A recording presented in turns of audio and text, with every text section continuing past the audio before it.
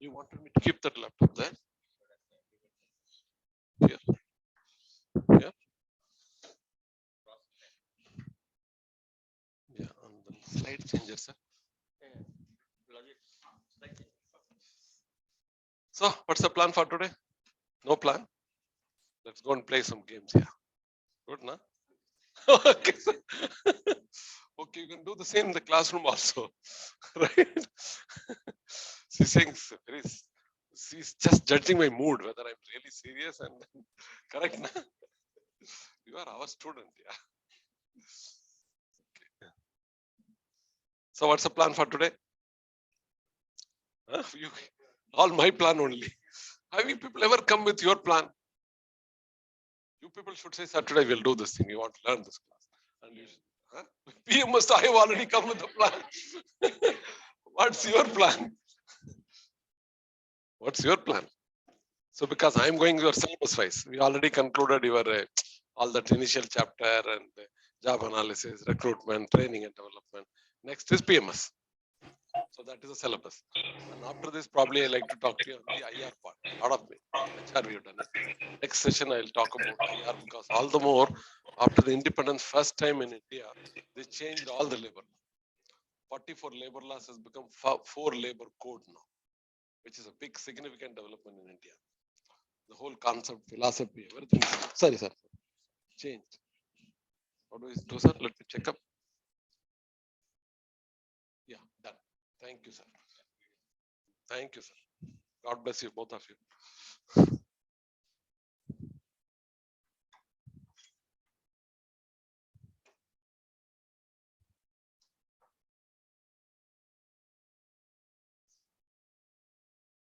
So what do we do? We'll wait for a few more minutes. So how is it going? Your preparation, otherwise assignment not yet started. Only today we'll start thinking. How many assignments you have done it already? How many papers? See, you guys are taking me for a ride. Right? US will due dates. Okay. So I given 25th. 25th.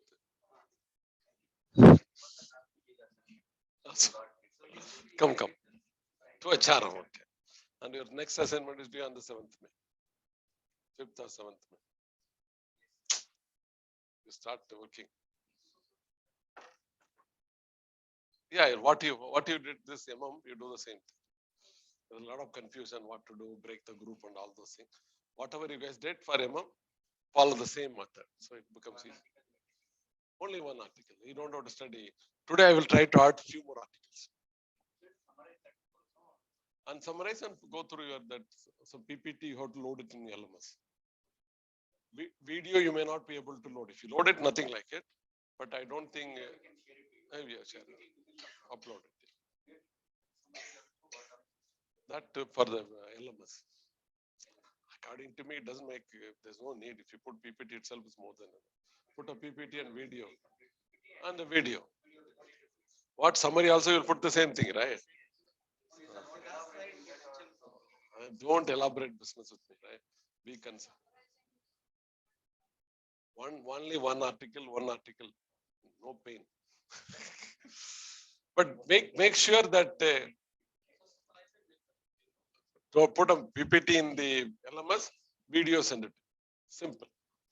And there are 4 or 5 articles I will add to you. There are 4 as given, right? 5, 6 are there. If you see earlier, there are 2 more. So write down. One Southwest Airlines, one Portman Hotel. Those are very good case studies. Southwest Airlines.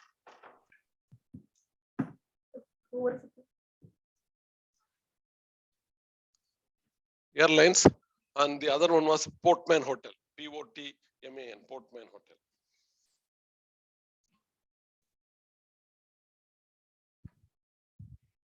Okay, these 2 already there. And today evening, when I get time, I'll also upload 4 or 5 more articles. So just coordinate amongst yourself. One request: don't duplicate it. I mean, all the articles cover it up, not by one of you, cumulatively. Don't do that. Only 4 articles done by all of you. All 10 articles should be done by one group. That guy is getting his eyes. I'm not making you to study all 10 articles. Okay. Right. But video recording, make sure that all of you are talking. Acha, uploading the LMS, all of you have to upload the PPT. Otherwise, you'll not get mark. Individually, you have to. PPT. So, how many classes left out? 3 or 2? 2 classes after this, including today 3 classes. So, we covered a lot, I suppose. We covered or not? If you have an exam next week, you can write. We covered a lot, except that IR part. You covered a lot. So where are they? You are online. How many? 25 have come. So do we start or wait? Another 2-3 minutes. Which one? Model question paper is there. As you want to do some exercise based on the question paper? Okay, we can show it next. Yeah. See, good. Like this, you ask me, then I'll do that. Nah? See, in the LMS, there is one part called, there are some 100 question and answer also. There's one document. Read that, it will take care of your life. Okay.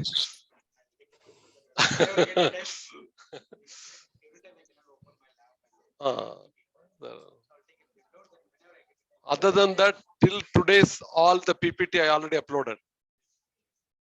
You've seen it, LMS latest recently? No. Yes, sir. Yeah, you've seen it now. I uploaded everything, right? Online student, yes, except today's one. Yes. Yeah, today's one, I will upload it in the afternoon. So now, can we get started? Okay. Now, what is the topic for today? PMS. What is PMS? What is performance? Are you writing the assignment properly, preparing the assignment properly, writing the exam? That is performance, right? Okay. And so, in terms of industry concept, how do you define performance? All of you are going through, right? All of you are being assessed, appraised by your bosses, that you take it as a pain or a pleasure. So you, to make it a pleasure, how you are designing a PMS in an effective manner. Otherwise, it's a pain. You agree with me or not? Based on your experience. Now let's go. What is the definition of PMS? What do you mean by PMS?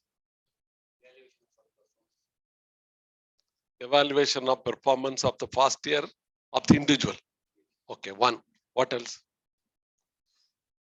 What else? What K area, whether you achieved it or not? 2. Okay, very good. Good Sunday morning. Individual and the department. Good point. Yeah, good. What else? And then individual, department, whole company. Yeah, guys, you are bright in the morning. Yeah. Okay, individual, department, and the company. Only thing is that your faculty is always smarter than you, or at least you're trying to show you smarter. It's the other way around. Company, department, and individual. Okay, it's called cascading down. Performance has to be cascaded down, right? Okay, now what else? Cascading down means we are not, that's a misconception. People think performance management means concerned with individual. It is not concerned with individual. Performance management is concerned with the survival of the company itself. When you talk about the survival of the company, what do you think about the company? What is the company's profit and loss account? Are you getting the profit and loss account? Whatever projection, are you able to perform to achieve that profit and loss account? That's one angle. The second angle, company also set a lot of corporate strategic goals and visions, mission for the next 4 years, 5 years. Are we able to do that? So from there, it has to come down. So normally, what you said correctly, most of the people, even corporate, they feel academician, practitioners, and corporate, they feel PMS means it starts with employee. No, that is where the whole problem starts. The pain is put there itself. At the end of the class, you should know how this exercise can be pleasure, and also how it can be very effective in achieving the company targets. One. Hello? Hello? Hello, guys. Okay. Now you want to say anything about PMS? Online student. How do you define PMS?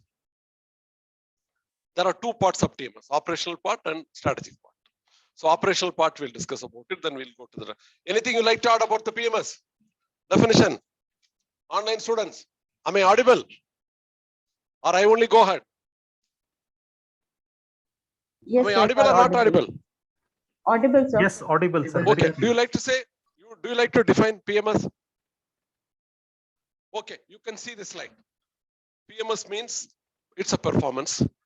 What is performance? You can see that you have to achieve the budgeted numbers, whatever the projected budget. In fact, when I was teaching PMS 10 years back in Delhi, one of the B school, I shown them the balance sheet. Started there. How you are going to increase the profitability? What are the performance matters? Which matters? Bring it down. Then start working on the cascading down. Whatever the expenses is high, where is profitability? Income minus expenditure is profitability. How can you increase the income? What all action performance you needed? Can we take out some clue from that to fix the performance? Okay, so you guys should always become very critical and like a Christian Makkan Kaya. Most of us students, academician and practitioner, we get carried away with the basic mean. Now you are getting what I mean by performance. We are not here to do charity or anything. Performance means paisa. I want my profitability high. If I want my profitability, income and expenditure. Income is, sir, there are 10 expenditure. I'm suppose, for example, I'm selling this one in South India in 6 markets. Can I increase it to 10 markets? If I have to increase at 10 market, what kind of carry I'm going to fix it? Okay, that's one way. Or I want to come with a new product to sell in the old market. Now the production guy will get a new carry. So that is where the performance has to be emerged from there. Keeping in with the first thing is your projected profitability. That's what I said when you said individual to department to company, I'll come the other way down. Individual has come to as a means to achieve the performance of the company. So first of all, we should know performance management means to achieve, like I written clearly, to achieve the budgeted numbers.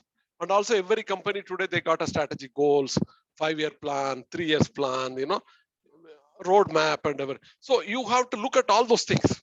From there, you work out 10, 20, 30 blocks, performance blocks. And in the blocks, it come down to different department. Okay, this block goes to production guy. How many new product will come out? Okay, and this block goes to marketing guy. Which are the new market they are going to add? And market sales guy, how they are going to increase the market share? HR guy, how they are going to get new manpower or control the attrition? How they are going to retain? So the performance is coming out, right? Supply chain guys, how they are going to get just in time the products and everything. So the performance have to emanate from all these things. So from that, and also you have a strategy goals. So at the end of the day, what performance? No, theoretically, performance management is assessing employee, and all those. As usual, I want my profit. What is productivity? Profit, all of you know. What is productivity? What is the difference between production and productivity? Production is you are making production. Suppose in a single car manufacturing line or a bottle manufacturing, in a single plant, 8 hours, it can come 10,000. So if you are giving 10,000 with 5% rejection, all those things are production. What is productivity? It's giving 11,000. 100% capacity it gives. And by 6 Sigma, very less kind of rejection it gives. That is called productivity.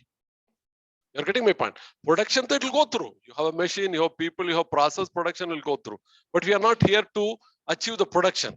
What is our role to make a production? We are just floating along with it.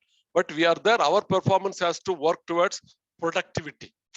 So I'm talking in terms of profit, sustaining the product, taking the profit. And the second thing we talk about productivity.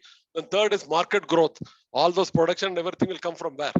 Not sitting in a corporate office. No, market, sales. Where is my old market? Where is my new market? Where is my old product? Where is my new product? So I told you last 5 minutes, if you work it out, you could have picked up some 20 words. The performance areas. I said, production guy has to come with a new product. Production guy has to come to improve the old product. The marketing guy has to sell more in the old market with the old product. The marketing has to sell the new product in the old market. Or the marketing has to find out a new market. The marketing has to get a market share. These are performance areas. That is where the word cascading. Once you are there, then cascading is easy. So now what you talked about is production, productivity, market growth, product development, all those things. Now, how do you achieve? Obviously, you are achieving all this thing through the individual, through the team. So once you are having your performance is clear, you've taken a 20 performance area for the year. For example, you want to take any good company, to define a performance? We theoretically, literally, we talked about. Let's take any company. Or you want to talk about the institution like Dayanand Sagar MBA program. What should be the performance? Now, which one you want to take? You want to take industry? You want to take about this Dayanand Sagar executive MBA program? Okay, executive MBA program has to have the same norms. Correct? Now, what are the performance areas you have to generate? Generating the number of quantity, quality of students. I use the word quantity and quality of students. Okay, that could be one of the performance character. Having a nice industry best trend curriculum could be two, right? You have to break out that kind of performance first to talk about performance. Otherwise, it's a simple theory. You can talk it in 5 minutes. So now we talked about admitting the right quantity and quality of student is one performance. Second performance is having the industry relevant contemporary curriculum. Is a second performance, right? 3 is delivery by the practice and academically qualified faculty with the right pedagogy is the third one. 4th is having a right industry connect so that students get the industry perspective clearly. 4th one, right? 5th one is in your case, probably it is not necessary. Getting a right placement for them. 5th area, right? 6th area is that generating adequate fund to sustain the program. And 7th one is that giving the students satisfaction. 8th one is that you are able to recruit adequate faculty and sustain them. How many areas you come? 10 areas you come. Now from that you cascade it down. For example, now you got a one area. You have an area called that you want to admitting a quantity, quality of a student. Now that's a one block up a performance. Now how do you fix that performance based on that? It will have someone in some other areas. That is possible once you have a good curriculum, once you have a good faculty, once you have a satisfied student, once you have a satisfied connect. So for everything, then it will be broken. Okay, you must have a curriculum. The curriculum responsibility comes to say dean, for example.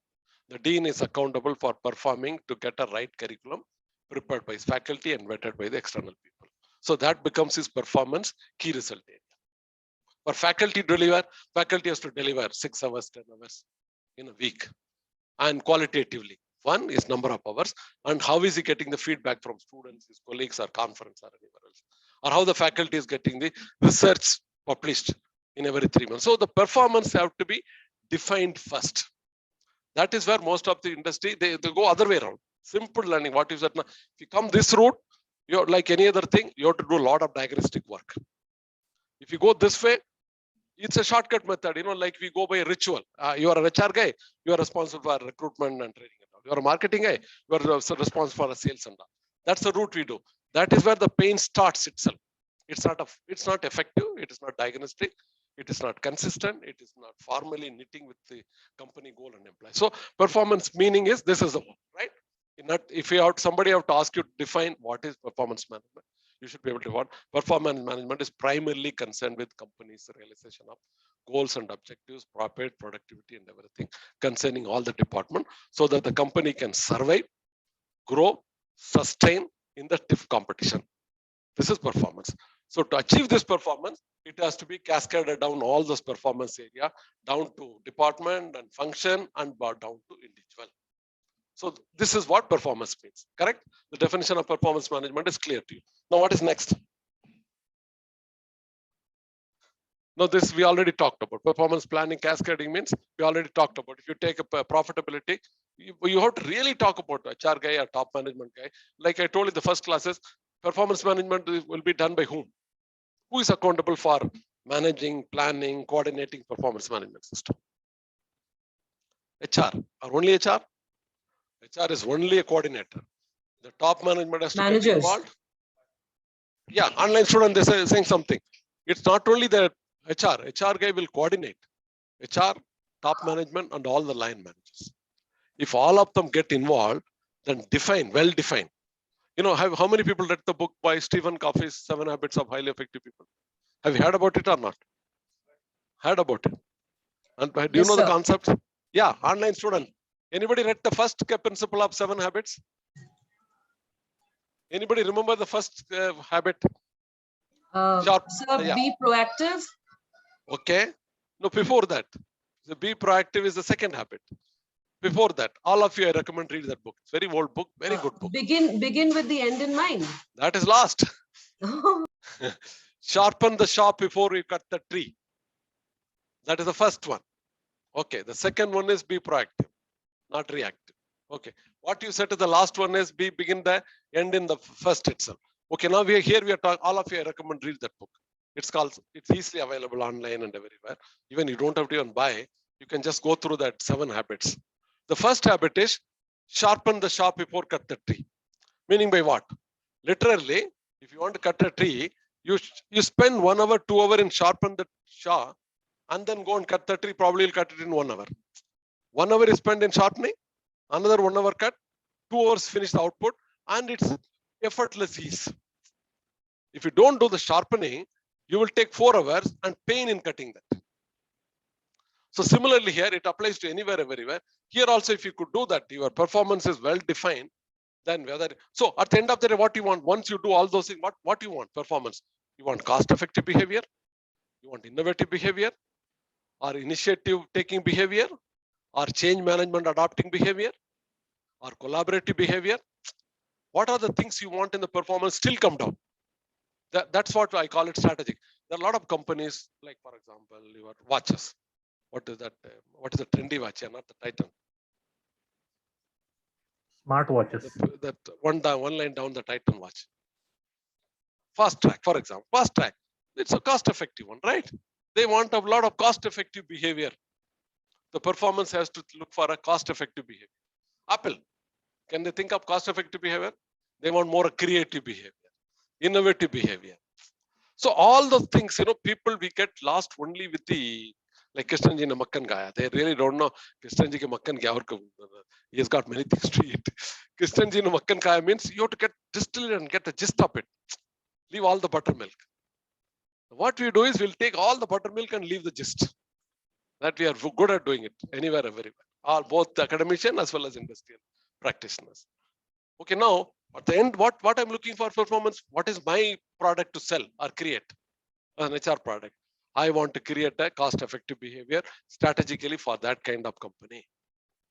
I want to create an innovative Apple kind of behavior for this Apple kind of company. Or a lot of collaboration going, a lot of companies becoming Fortune 500 are selling and all. So there are a lot of change management taking place. So the KRA KP performance should be more focused on how do I handle the change management system. So these are the performances. Once all these things are well diagnosed, like the training I talked about, the performance blocks are clearly done, then cascading down becomes very easy. If you go other way around, you go through ritual, then everything like a blind leading the blind. Starting itself blind. You will do all some blind here and there, blind and there. So no meaningful contribution, but pain to everybody. Okay. Now we are clear with the performance management definition. Are we not? Okay. Now the second thing is, where is evolution? Where this concept has come from? Only one concept we so far discussed is, where is the macro definition of performance management, not getting down with the routine people, the way perceive performance management. Now you guys are really clear about the performance management at a macro level, not at the minimum level kind of thing. Now, where does this concept has come from? Maybe 20, 30 years back, all those government organizations, they had called CR, confidential report. Most of the government organizations, maybe 30, 40 years back, they used to be very, very highly secretive and possessive. The word itself says confidential report. Meaning by it's supposed to be very confident. Suppose you are working with me. I'm at the end of the year, I'll make a confidential report about whatever nonsense I feel. This guy is good or bad, initiative and all those nonsense. And that kills your life. Okay. That is how the concept is taken. They thought that was the best method to assess. Definitely I write, like I agree with the Bill Gates, what is not measured is not managed. So you need to be supervised, you need to be regulated and controlled, that I agree with. But what they did is that I'm Mr. Know-all, you're working under me. At the end of the year, I have the power, weapon to write a CR on you. So you are very much afraid of me. I don't know what this guy will write and my whole life goes to. Those days when CR is written, even one word wrong for the IAS officers and class 1 officer, to punch it, it will take 5 years, 10 years for them. Suppose one mad guy, one minister or a senior IAS officer written, no, this guy doesn't take an initiative or something like that. For an IAS level or a class 1 level or a bank officers, his whole life goes. So was it the right kind of system? This was the word. No, first of all, why there has to be confidentiality? So why that if if it's confidential means, what does it mean? It's quite opposite to non-transparent, not open, not clean. That is why confidentiality, right? And then why I, Mr. Know-all? He is going to be the victim. I can write it and get lost, right? So this was the thing. Then people found it. No, this CR is not serving the purpose. It is giving only pain. Probably I can have my own prejudice. I can kill people. I can demotivate people. I can do everything. So that is where the first concept started. Then they come with a concept called, oh no, CR is not good. We'll have a performanceal appraisal. They evolved to that second level. What is performanceal appraisal? They created a clear-cut format. The format will have quantity of output, quality of output, functionality, reliability, dependability, and they have some 10 such generic kind of factors. And there will be factors like very good, good.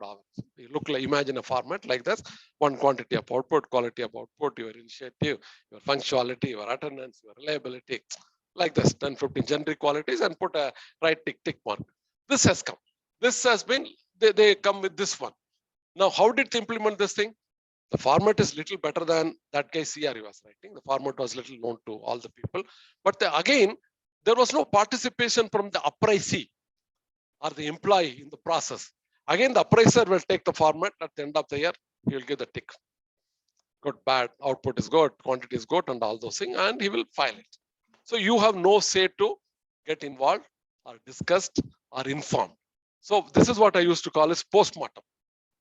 Whenever you do postmortem, what you will get to know? The patient is gone, nah. I mean, failed due to lungs or liver, or how does it make difference, right? It doesn't make any difference. You will get to know for your own happiness. Oh, that guy died because of heart problem during the process, or lung failed, or all vital organization failed, or somebody given a poison, or whatever you can get to that for. But how does it help you?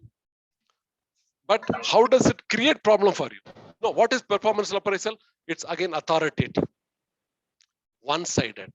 The words authoritative, one-sided, not transparent, bureaucratic, all those kind of things. So if that is the kind, what is the kind of benefit you are getting out of it? What is the purpose? You wanted purpose. What is the purpose of the PMS system, first of all, before we get into that? Employee feels happy. Employee gets facilitated. Employee gets training. Employee gets feedback. Employee loves doing that work. I always call the word for HR guys, love and fun. When you come to the organization, you should feel love and fun. I'm doing everything.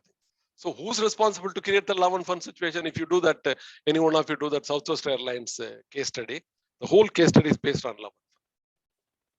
When you come to, how can I make it love and fun? If I do this kind of things, will it be love and fun? You are under terror. How do I make it love and fun? It's the other way around. So the purpose of the PMS is to, make the role clarity, give training, give feedback, give support. Can I help you? Or in the process, I find out you are not a good guy to work on the paperwork of marketing plan. You are a good guy, go getter to get to the market, send him. Or the guy I put him in the market is not a good guy for market. He's a very good guy in planning. I can tell you one example in my own life. I was 35 or 32. That time itself as a CEO. I was doing my LLB in the evening. So some guys have come to know that I was running a big organization, I can employ. One guy made my life miserable. Sir, give me job. And it was in UP. Okay, and I was also plebeified. I all wanted from IITs and IIMs, best speaker, group discussion people. It was my folly that time. I would not see anybody less than that. I got that my own prejudice. Somebody coming from the best Hindu college or Stephen College or Madras Christian College or IIT, IIMs only I will touch, otherwise I will not touch. I don't say that is right, but that was my level that time. This guy was making my life miserable. Asutosh Singh, he was very close to me. He made my life so miserable. Every day he will sit in the class next to me. I was a student, he was a student. Finally, I told one of my contractors, he's making my life miserable. Yeah, please give me a job. So he took him the job. He could not write one sentence English or talk and all those things. Asutosh Singh. I found it up to 2 years, he was too good in marketing. Go-getter in the market. Selling more, handling the vendors. I have North Indian guys, you will be able to know. A lot of this Jaiswals and Marwadi businessmen, these guys will go and handle them, sit with them, make their life miserable, get more sales, collecting the money, all those things. Okay, if I expected him that in my level, high five guy, plummy point boy, very polished guy who can write report, he would have failed. Okay, this contrary to that one. I got one more guy, Biju Vasudevan. He was my guy's choice. All high-fi like you guys. Nice dressing, nice family background, very good English, group discussion, excellent. I appointed him, Biju. Happily appointed him. That guy Asutosu, unhappily I yielded. That I've not taken him on my role. I put him in a contractor. Later on, I found I took him. This guy I had taken him to in my call. 1 year, I found this guy can speak very good English, very good report, but he cannot handle the fire. He will rather be smart in trying to avoid going near the fire. You got my point. So smart, he will, all making report, and PPT, and all, he will do it. But in industry, we don't exactly need that alone, right? Maybe a few people. And that in marketing. Other department, I can still go away with it, in finance or HR. So what I'm saying, this performance domain changes clearly. So if that is a case, performance appraisal, if somebody does it, the words you use the word, one-sided, postmortem, authoritative, control-oriented, which means it has not served the purpose. Employees were not motivated or geared or poised to perform. Rather, it was a pain. So that system also started living. Now the current one is that we have PMS. Now, having said that CR and PA, now what is PMS? You tell me. Online students, I've already talked one concept of PMS definition. I've already told you how the evolution of CR and the PA. Now we found out PA is not effective, CR is equally not effective. Then coming to the PMS, what is PMS? And then what is the difference between P and PMS? Once you understand the PMS, you will know the difference between the P and PMS. The question is likely to come 100%, the difference between performance appraisal and PMS in your exam. Okay, that also I'm telling you right now. Now, what is PMS? Mutual. Okay, come on, doc. No, don't worry. I'll not catch you. Don't. Huh? Good word. You are saying that PMS has to be as opposed to PA. It has to be more transparent, aligned with the company goals and targets and budget. Very good point. Two good point. What else? It should be openly discussed before arriving. Very good. Very good. Openly discussed. Somebody just don't leave the before point. Arriving. Transparent, right down, sir. Transparent, openly discussed. And come to a common goal. Align with the goals. Align with the goals. Right. What else? What else? So the PMS have to be definitely removing all the pitfalls of PA, right? If it goes the same way, it doesn't serve the purpose, right? It has to be different. So it cannot be authoritative. It has to be democratic. It cannot be confidential. It has to be transparent, right? It has to be employee friendly. It has to be positive. It has to be development oriented. It cannot be control oriented. Correct. It should be achievable also. Sorry? Achievable. Achievable. Okay. Achievable. Use the PMS should be an achievable kind of goals. Yeah. Not a given arbitrary kind of things. Or Yes. not even arbitrary. You really don't know what you are supposed to. Yeah. I see. Even 10 years back, I noticed it in big companies. Not long back. 10 years back, they will appoint people like VP with 50 lakhs, 60 lakhs salary. Okay. Come. I don't mind even sharing that. I was in Ahmedabad on behalf of the pharmacy company. Okay, I was heading the director HR. These guys will not mind paying a salary of 50, 60 lakh per annum CTC. Not a problem. But they will not have a well-defined roles for you. And then after 3 months, they will start feeling the pinch. Why I'm paying this guy 50 lakhs? What is he doing? And before taking that guy will not like to come to your company. He will go out of way to the HR guys will go to motivate him, transfer him, giving a big CTC list. This is your fixed salary. This is your variable salary. There also they will do all badmashi. They'll show you 40 lakhs actually. Actually, you'll get only 20 lakhs. Okay. They'll put variable pay, this and that. That variable pay never get achieved. Okay. So most of the guys also smart. They also think that variable, I know, man, you will not pay. That's a different issue. Even if it comes to after leaving that 20, 30 lakhs, but then after a few months, they start feeling in the review, what is he doing? What is he doing?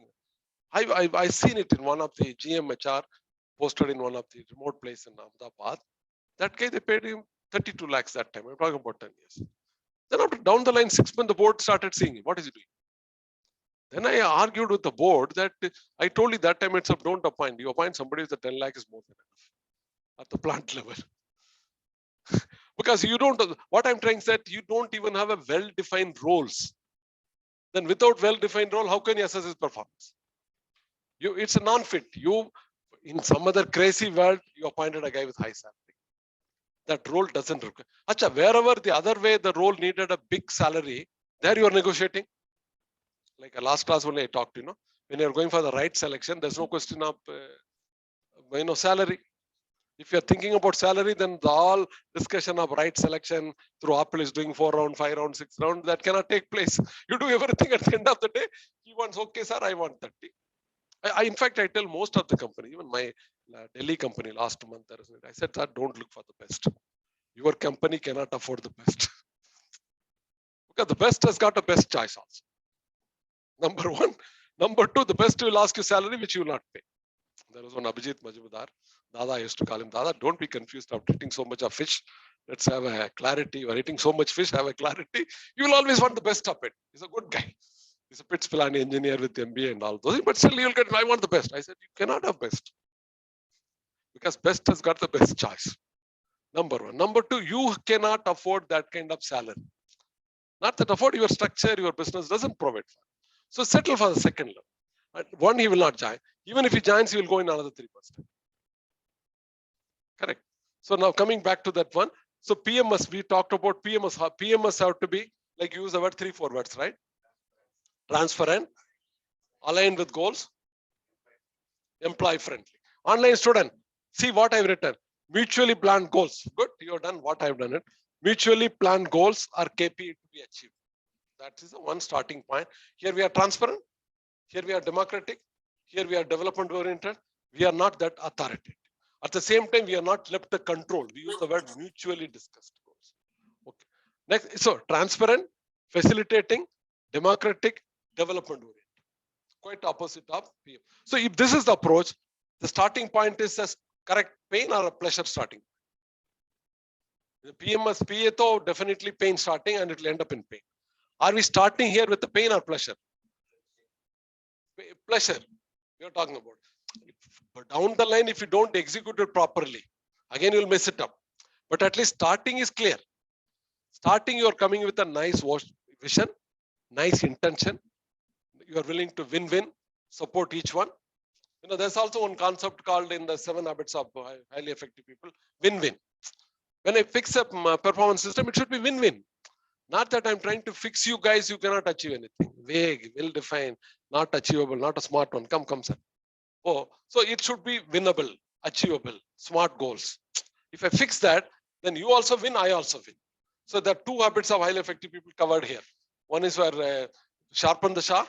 2 is while designing your PMS system, have a concept of philosophy of win-win. Okay, now. Now, what is the outcome of the PMS system? What is the purpose? So the second concept we cleared, you know what is performance appraisal, what is PMS, what is the difference between the two, right? Only 2 concepts we are covered so far, the learning goals. The third is when you talk about the third one, what is the normal expected outcome? People they feel as on today. Mostly individual feel it's all routine, postmortem, not fair, not one-sided. They are completing the formality. Mostly people feel that, right? That concept should be changed to what we discussed. From the organization point of view, what they think, they are saying they are monitoring, they are reviewing the performance of individual team on a performance matrix as well as PO matrix. But this is not professional. So now our next level is, if at all it has to be effective, meaningful, purposeful, enjoyable, and adding value to the business, adding value to the employee's happiness. Again, so this is a status today. Now, if you have to change the status, what will you do? First thing what you have to do is, what is the approach of PMS? Not only cascading it, fixing everybody. That's one approach. First approach is, make the employee comfortable. Give right kind of role clarity, right kind of supervisory support, right kind of training, right kind of feedback, right kind of rotation. Like I said, the guy is good for a field, the guy is good for paperwork. Put that kind of thing. You make, which you do, if you do all this thing, again I repeat, role clarity, support system, training, feedback, sympathize, energize that guy, give him the right kind of supporting system. If I do all those kind of things, the person is likely to contribute happily. The moment he is in that mood and he is already ordered value of happiness, he will definitely contribute to your PMS. So the PMS should have a two approach. First of all, not to fix overload on your head, all this duty, this and that. First, am I giving the employee satisfaction? His needs are taken care of. His role clarity is taken care of.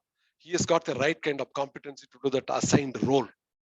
Or he has got 70%, I need to support him through coaching and training. If I have that kind of approach in my PMS system, I well started with a pleasure. Otherwise, started with a pleasure, again you get into pain. That should be the approach, not the fixation of target. If I do this thing, which I call it in most of the class, it's a lagging indicator. I put input on you. Otherwise, putting the heart before the horse. I don't take care of him. Take care of all of you, my employees. I start giving the directions of what to achieve, what kind of target. If I take care of this thing with conviction, this will be taken care of. So now, this is the perceived outcome or opinion of people about the PMS. All of you agree with this thing or not? This is the status as by and large on today. But we are not here to go with this status. We are here to break the, whatever issue. No, what should be the approach, which I already told you? You take care of the employee needs first, their satisfaction first, their involvement in the role clarity. Like, for example, role clarity, feedback, training, what kind of tasks they can do, they are capable of doing. Where some people, like Asutosh Singh, I said, some people you don't think that he will be able to handle such a difficult job. Give them that kind of difficult job. Some people are good only in paperwork. Use them in the paperwork. Even if you take accounts, finance department, all of you know finance department, right?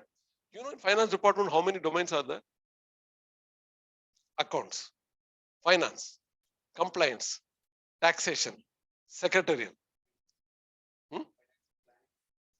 No, I put everything in finance. Finance, accounts, compliance, taxation, secretarial. Do you think that any CA or MBA finance could be good in all these functions? Correct? Need not be, right?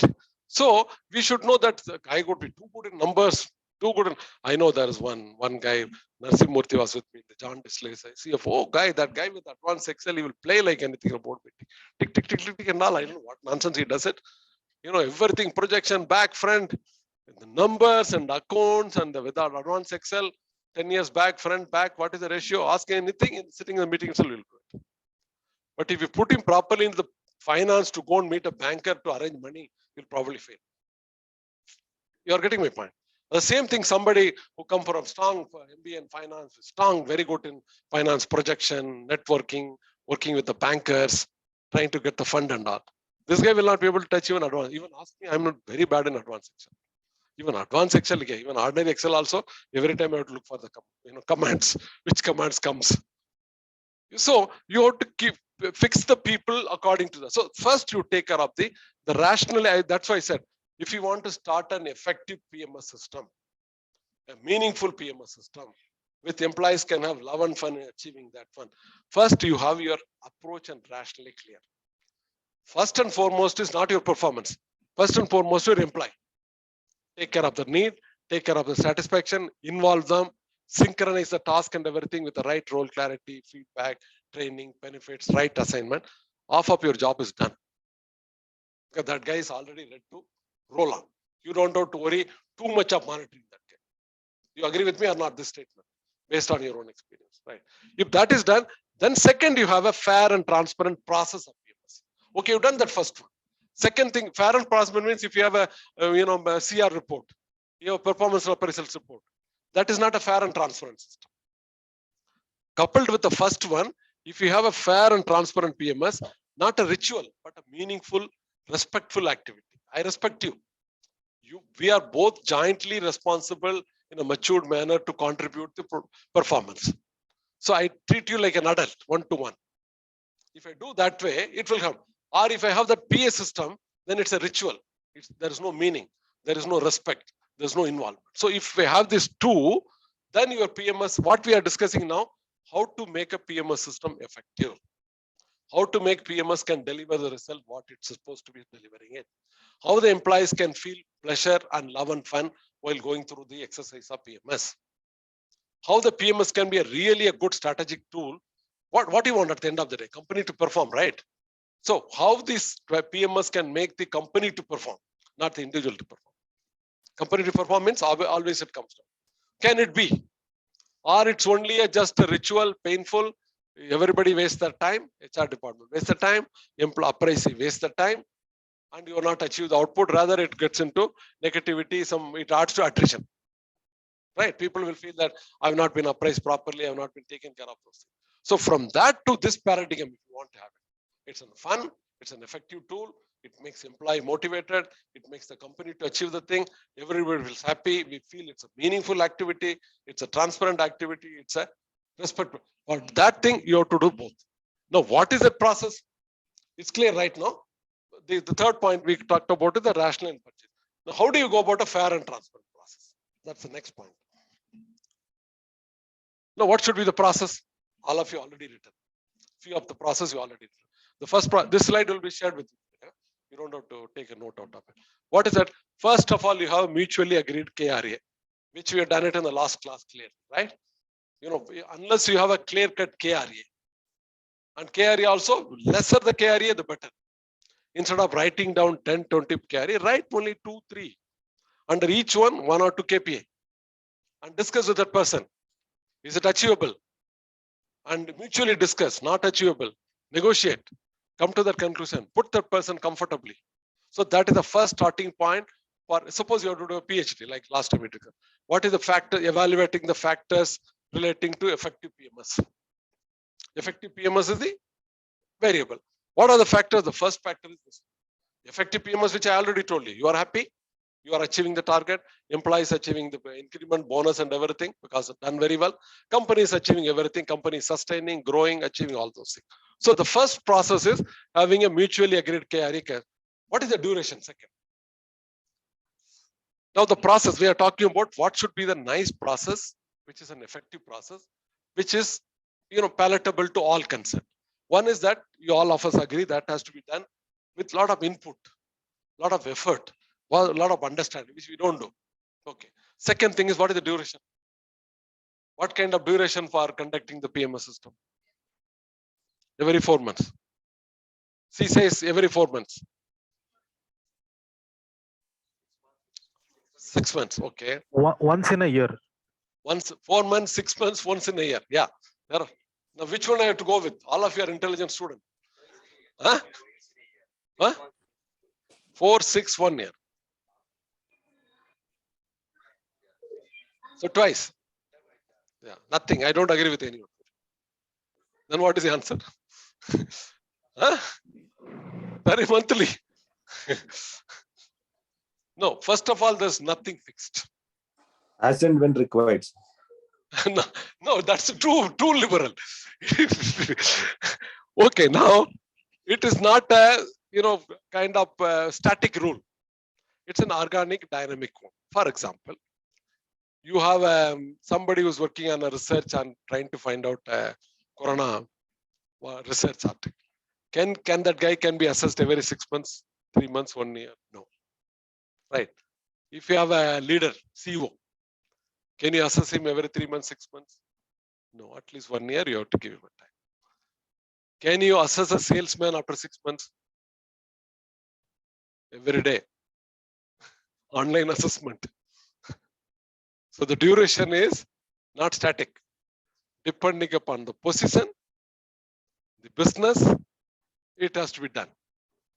Somebody, you have to submit your finance case, for example. You submit all your ratios, balance sheets, and everything. Where all activity comes to a closure by March. He can be assessed once in a year. Correct. So everywhere, guys, my student, don't go with any practice. Just come to the conclusion. I am here to disrupt the practice. You are all millennials, na? You're not. You have to work like a millennial. Not only say millennial. You are here to disrupt anything which is just a story based or meaningless. Are we talking sense or nonsense in the morning? Sense only. Na? Okay. For a finance guy, does it make once in a year? For a CEO, it makes once in a year. For a sales guy, it has to be done every day online. Sitting here globally, which part where on? There's an online assessment. You don't have to come and sit in the line. There's an online different. So that has to be. So the duration could be depending upon the business, function, position. It could start with every day. It can be monthly. It can be 6 months. It can be yearly. So that has to be chosen correctly. If you choose it wrongly, it looks like duration simple, but that itself again will disconnect your whatever process. Second process. What is the third one? Okay, last month, now it's what? Which month here now? April, right? April. Now April to March in Indian system, it starts. I've already talked to him last February that this is the mutually agreed target. He's a marketing manager, for example. We talked to him. This is what new market, new segment you'll get me. This is what my customer satisfaction will improve. This is the kind of market share will improve. This is the kind of new market you'll give me. Suppose the marketing, what all we'll see? We'll see these kind of three difficult things. No? New market, improving the market share, improving the STP, improving my brand image. Name anything, 5, 6 things. This guy, me and we fixed it in February. So he said, no, I cannot give more market segment. I can last year, if I had 25%, this year I can give 30. I wanted 40, 50. So we settled to 35 market share. I wanted his brand acceptance level to go this much. Again, we settled. So both of us, we settled it in February. We sealed the document. So what is that? Should I wait for 1 year or 6 months? Every after 2 months or 3 months, I'm supposed to discuss with the guy to give the feedback. You are going right. Not only I give the feedback, he has to give the feedback too. Feedback, when I say it's two-sided. What we fixed it that time may not work out. If the market situation changed, new competition has come, or he is able to sell more than what we fixed it, or he will not be able to sell as per the fixation. Maybe that by relaxing it, some other area he will be able to do it better. So we should have a right conducive feedback between both of us. I'm giving that probably you are not touching this point. You are not doing this one. You are not doing a brand more. You are working more on hardcore sales. You are not investing on the scheme. So I can give him that kind of feedback or a training. And he can come back and say, sir, let us not concentrate on this area. Let's concentrate the other one for the time being because of this situation. Here there's a weakness of competitor. Let me achieve it. So that is what we call feedback. Both sides. Training. And also what is the next one? Support system. In the whole way, I'm democratic. I'm helpful. I'm caring for you. It is not that you are going to achieve the target, keeping everything in your head. You are there, I'm with you. It's a collaborative kind. So this is all easier to say, to be practiced, execute, which is more difficult, strategizing or executing? Executing. Strategizing is not difficult. Strategizing means we are talking about how to go about PMS system and all strategies. Execution, both are too difficult, and I found that execution is too difficult. Like I said, now you connected 1, 3, 4, somewhere you break it, it's gone. You just moderately connect it, fit, it goes. Somewhere you leave it, it's everything. So execution is you just see in your own company. Somewhere execution will go for a task, though it looks simple. And when you work at the top level, man, if somebody asked me last week that, what is your challenge? I said, handling these 6 senior people with the different perspectives. It's a pain for me. Though I'm a good guy, I listen a lot. I have a lot of empathy for people. I'm a good human guy. But at my level, somebody asked me, I said, very good question. My problem is that the 6 guys, their intents are good, but the way they beat the bush around, they don't connect it. They don't connect it. They don't want you to connect it. And your problem is you cannot go and snub them also. Correct? No? So that is where people like me get big pain. You have to listen. You have to have patience. You have to control your frustration. You have to take how to give the dose to change that guy. So every part of life goes through different kind of challenge. At this age of 65 years, I'm feeling this pinch. I'm dealing with only 6, 7 top guys. But if the top guys meetings goes for a task, their intention is good. But their approach, their level of thinking. So what we are trying to say is that every execution part, everywhere it becomes a difficult part. So this has to take care of. Now, what is that other process? Okay, now you fix the duration. You have a KRA and you've taken care of positively feedback training and everything. At the end of 6 months or 1 year, what happens? There has to be self-appraisal. Again, self-appraisal, don't make it a difficult format. Keep 3, 4.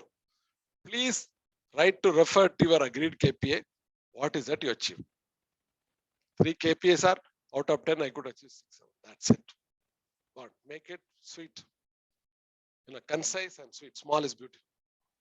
Second thing, any difficulty faced it? Do you want any support? Any training needed? Third, do you want to give any recommendation? Fourth, what is your expectation in terms of salary, training and all that? Simple. I made the format clear. You have a 5-page format, which each point is cross-checking everything. One is simply refer to the mutually agreed. Otherwise, what is the point of having that mutually agreed? Please refer to the mutually agreed KPI and just write it. 1. 2, any support system you need, training, difficulty and all those. What is your expectation from the company? Does it make sense and all? That's all. Now self-appraisal is done. Now what is next? It goes to the appraiser. Suppose I'm his boss. So I'm supposed to assess. Again, let me assess 70% weightage to the mutually agreed one. I can assess various other parameters, but let my concentration be 60 to 70% on that one. Then probably we can take the behavioral input and the potential assessment and things like that. So, okay, I assessed it. I have an issue. I want to give him some suggestion. So I should, even that stage, I should call him and give him feedback, take his input and bring it into the point. That this is what my feeling, what you have to say. Again, it should not be one-sided. So now it goes to the reviewer. He is my boss. I'm his boss and he's my boss. The reviewer it goes. The reviewer goes everything. And he is supposed to call all both of us. See, all this PMS system, one thing why it's not implemented is people don't want to give enough time. Depth. They want to complete just for saying nobody has got time for this PMS system. Neither employee nor the appraiser nor the reviewer. Then better they don't do it. You also know common sense. This guy is doing something is going. If they want to do it, they have to give a lot of time. He has to give time. I have to give time. He has to give time. All 3 of us give time. That stage also again concluded, graded. There are 5 grading. Meeting the requirement, not meeting the requirement, just meeting the requirement, exceeding the requirement. Give it a simple 4, 5 level. Then this guy is informed that you have been adjusted as just meeting the requirement or needs improvement. Then again, he should be given opportunity for a week or so to come back. Depend. No, I agree. I don't agree. Why agree? Why don't agree. If I do all those kind of things, then it gets into a fair kind of thing. After doing this, then you announce the result. Finally, yes, we have given you an opportunity.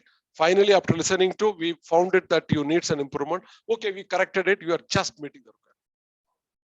So in all the 3, 4 points we discussed, the valid test is what? Are we transparent? Are we democratic? Are we getting the employee involved? Are we dynamic? Are we? Yeah. So that is the test we have to see. If you are not coming to that one, then you are doing a better improved performance appraisal. If somewhere your authoritative or control method comes in, not a development, not a proactive, not a transparent system, then you are not moving towards that kind. So this is one. Then finally, people having, once you graded, there are 2 approaches, graded and closed it. Many companies, they say, once you graded it, PMS is over. That you have been given a letter saying that we have adjusted you, your performance has been founded, exceeding or meeting or just meeting, whatever, final. But a lot of people, they say, if you do that, then it doesn't give the result. You link it with at least 2, 3 other activities. Because of this performance, your increment is rate this much. Because of 3 years, you are consistent, this performance, you are getting promoted.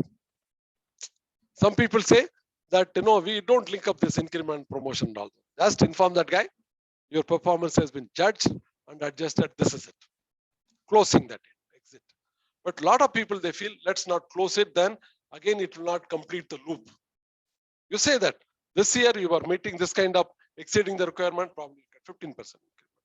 Meeting the requirement, you'll get 10%. Not meeting the requirement, you don't get anything.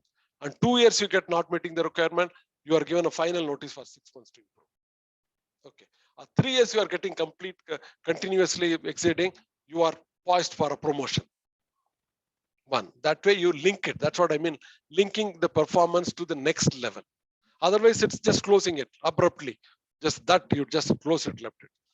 Then, so you do that kind of thing. So basic, which one you people prefer? It should be graded and linked it or graded and left it. A lot of argument goes in many of the industries. No, we should not link it. Graded and linked, right? Otherwise, it doesn't make sense. To me, I believe strongly it should be graded and linked it. If it doesn't link it, then it doesn't serve the purpose. But still, a lot of companies, they believe, no, it should not be linked. But to me, wherever I worked it, this is what we did. Practically. We fix the increment numbers. 15 means exceeding the requirement, say 15%. Just meeting, say 10%. Not meeting, no increment. And 3 years, 2 years down the line, you are not coming into that level. You are given a final 6 months time to improve your performance. Otherwise, you have to go. The guy who's on the top level is getting promotion, whether the position is there or not. The position is there, he's taken. If the position is not there, same place he's been designated and with a better salary.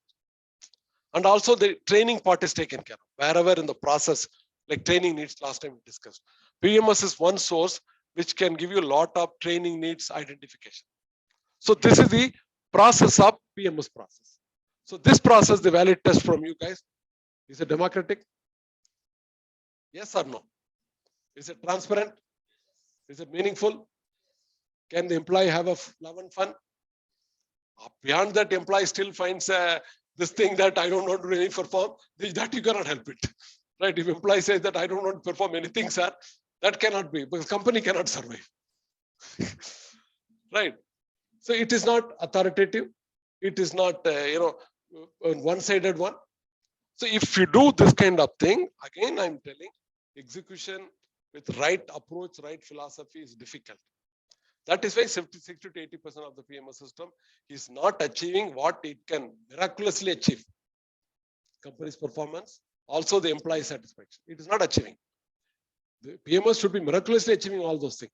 Whereas miraculous is either just a routine, one of the routine it has to go through, or some extent some HR process it takes care of.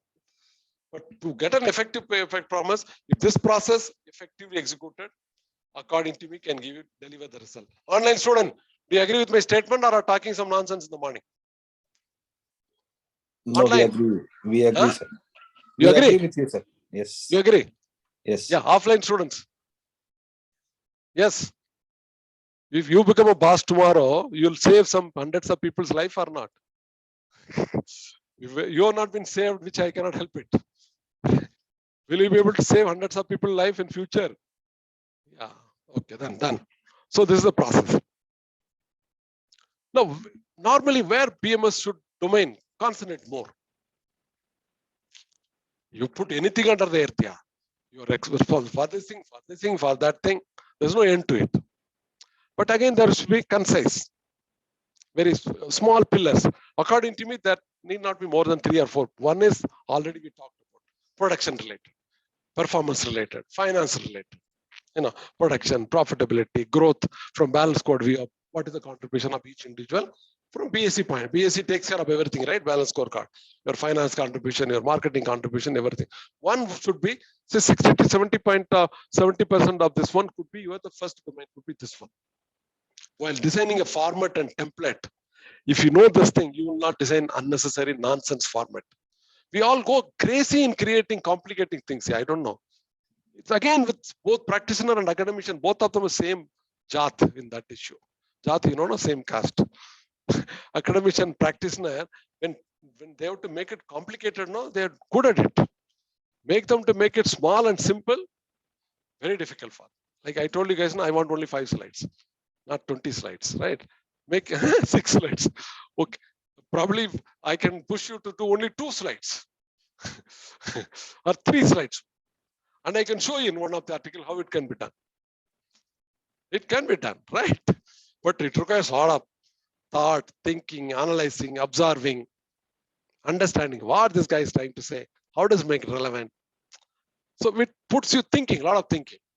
Simply just see that, take few, just put it that's easy. Correct. So the first domain could be that one.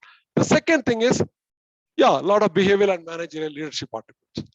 This guy's competencies, his initiative taking, his strategic thinking, his change management orientation, his ability to energize a team, how he takes care of a team, how he can handle the undefined, uncertain situation, These are some set of attributes which comes under a behavioral managerial. That could be 20%. The third thing is what is potential assessment, which most of the PMS misses it. I take 5 of you, same batch, same age, same qualification. Only 1 or 2 of you become a CEO, right? In many of the organizations. Some out of 10 people, 1 person or 2% becomes a top. 3, 4 just a status quo. Chal raha hai. Every year 10% increment mil jata hai. You know, no growth. Practically no growth. Theoretically, yes, I got little more salary, 10%, 15% more, but the inflation also gone that much. 3, 4 of you, where you are there.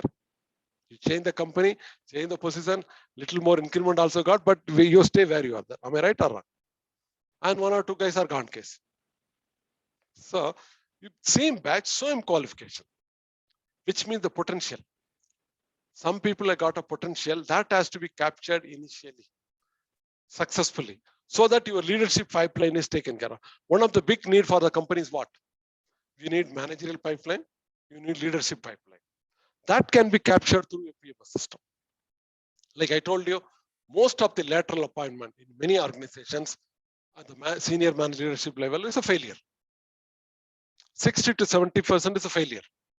When you take people from laterally above senior manager, that's why Tata, for example, 90% from inside, maybe 10% now because of new businesses coming, new technologies coming, they are forced to take from outside.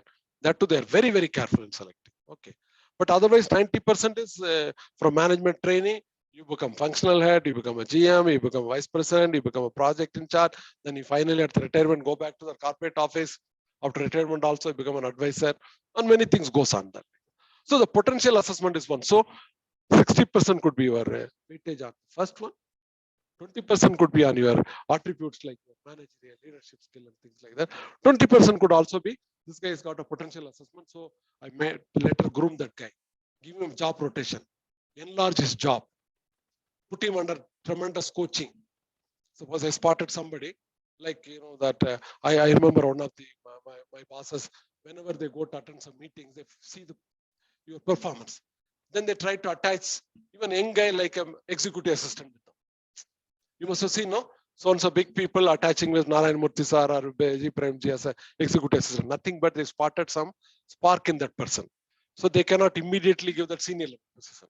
You attach along with you, make them like executive assistant or officer on special duty or things like that. Then you grew them to be this guy. Another 2-3 years, if he continues with the same sustainability, become a CEO. So that is also big important need for a business. Today, getting the right leader, right manager at every stage is one of the very challenging job. And today, knowledge-based economy, business is more of a marketing is more getting into your buddhi, knowledge, collaboration, innovation. Like all of you, we talked about Jepto, na? Jepto, they become nothing. Big Basket is a big company. Come and feed it. Uber, Ola, and all become an old story, right? Now the business is coming just like that. You don't need a big warehouse or production house or do anything business. So when that is the kind of coming, the talent management becomes very, very critical. Identifying a leader, identifying what is the difference between entrepreneur and intrapreneur? Who is an entrepreneur? A businessman. Creates a venture, gets into business. We call it, what is I instead of intra? I. Intrapreneur. Intrapreneur means like you guys. You should not be made like a manager and babu. You should have that spirit of entrepreneur in you. That's what we call intrapreneur. You enlarge your job. You do what is asked more than that. You come and challenge the management. I want this role, that role. So the organization should create more intrapreneur in the managers and the staff. So that all can be taken care in your potential. So basically, these are the 3 domains which if they concisely concentrate, PMS will do a meaningful job. Otherwise, you get lost. You are doing many things. Suppose I ask you to do thing, you will give 10, 50. Communication skill, leadership skill, supervisory skill. Put all the 3, 60, 20, 20. You are going with a very clarity. You know, in other words, hit the nail at the head. So you don't waste your time. Next. Now, what are the methods of doing PMS? Correct. There are many methods. This I want you online student, all of you have to sub through. What are the methods like behavioral anchored system, critical set, set system, MBO system, assessment center. All of you go through it. I'll give you 10 minutes time. You have to talk. Okay, otherwise it will be one-sided, boring. Then all of you have your mobile. Now the time is 10:30, right? 10:40. Take 10 minutes. Only serve through what is behavioral anchored rating system, what is critical incident measurement system, what is MBO by objective PMS, what is assessment system in the PMS. Forget about the 5 point or anything else is there.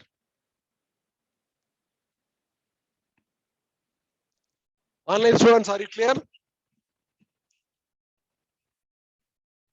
Hello, can you hear me? Yes, yes, sir. Yes, sir. Yes, sir. Yes, sir.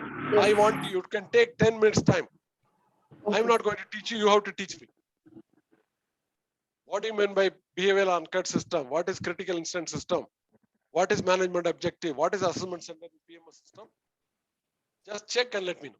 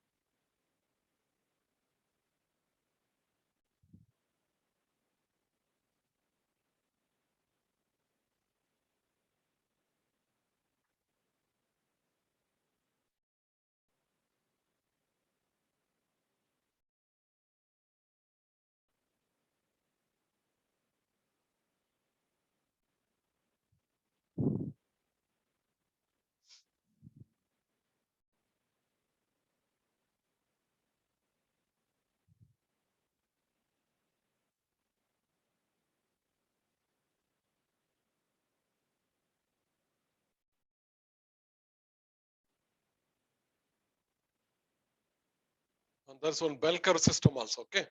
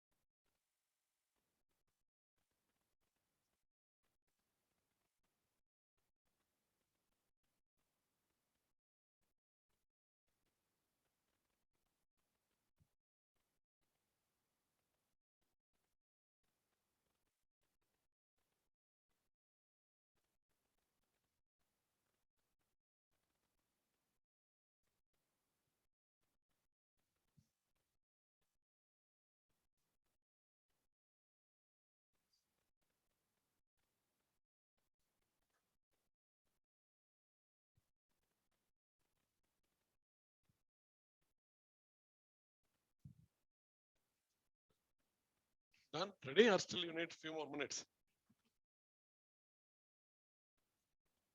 Done? Let me see.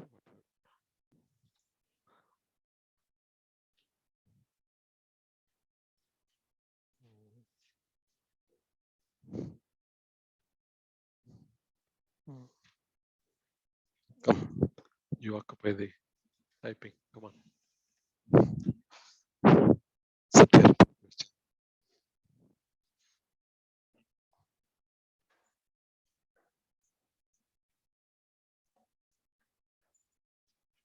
Sit, man.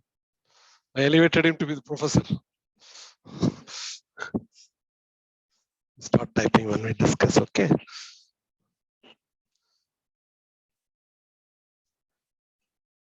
Create one.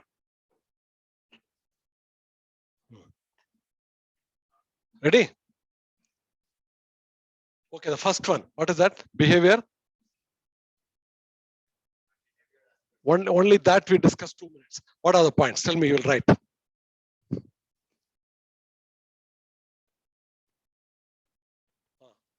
What? Methods used to come all generic. For what? We are only talking about behavior one, right? Right now. Well, let's go one by one. Yeah.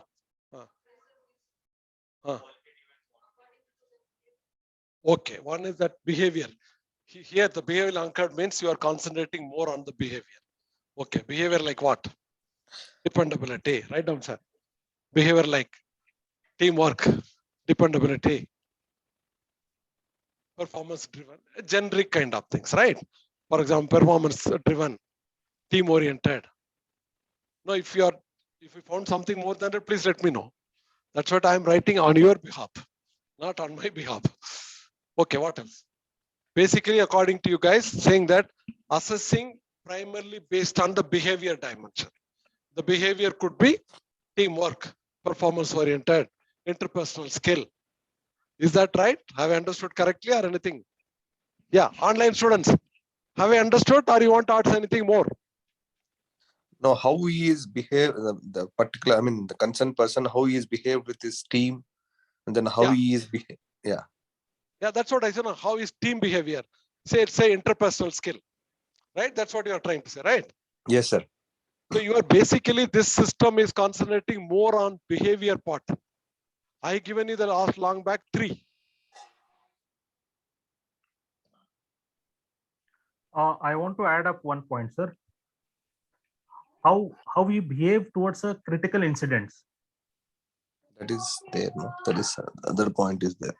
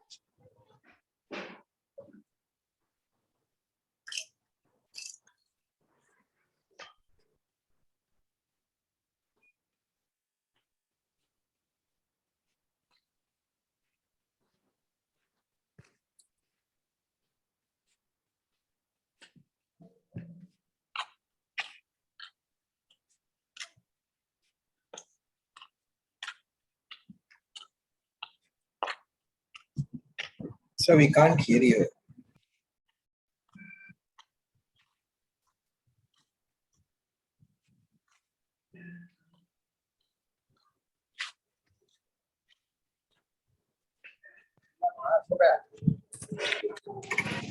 என்ன சொன்ன Lingarajapuram bus சிக்கல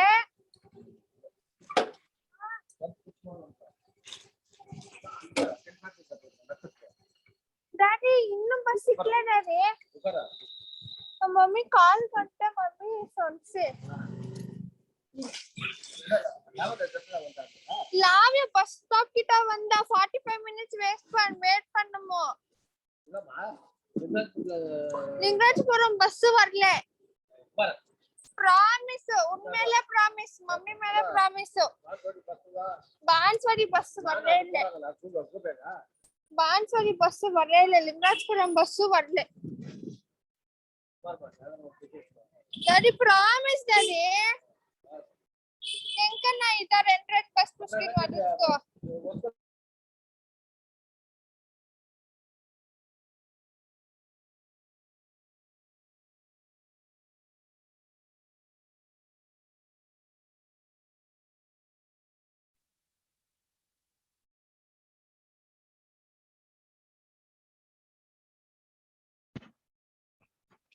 Hello, online students. Am I audible now? Yes, sir. Yes, sir. We are able to hear you. Yes, sir. First one we concluded, right? That behavioral on-card writing system. Yes. Come. We don't stop you. Don't disturb us. That's all. Okay. Now, I said don't disturb us. Close it.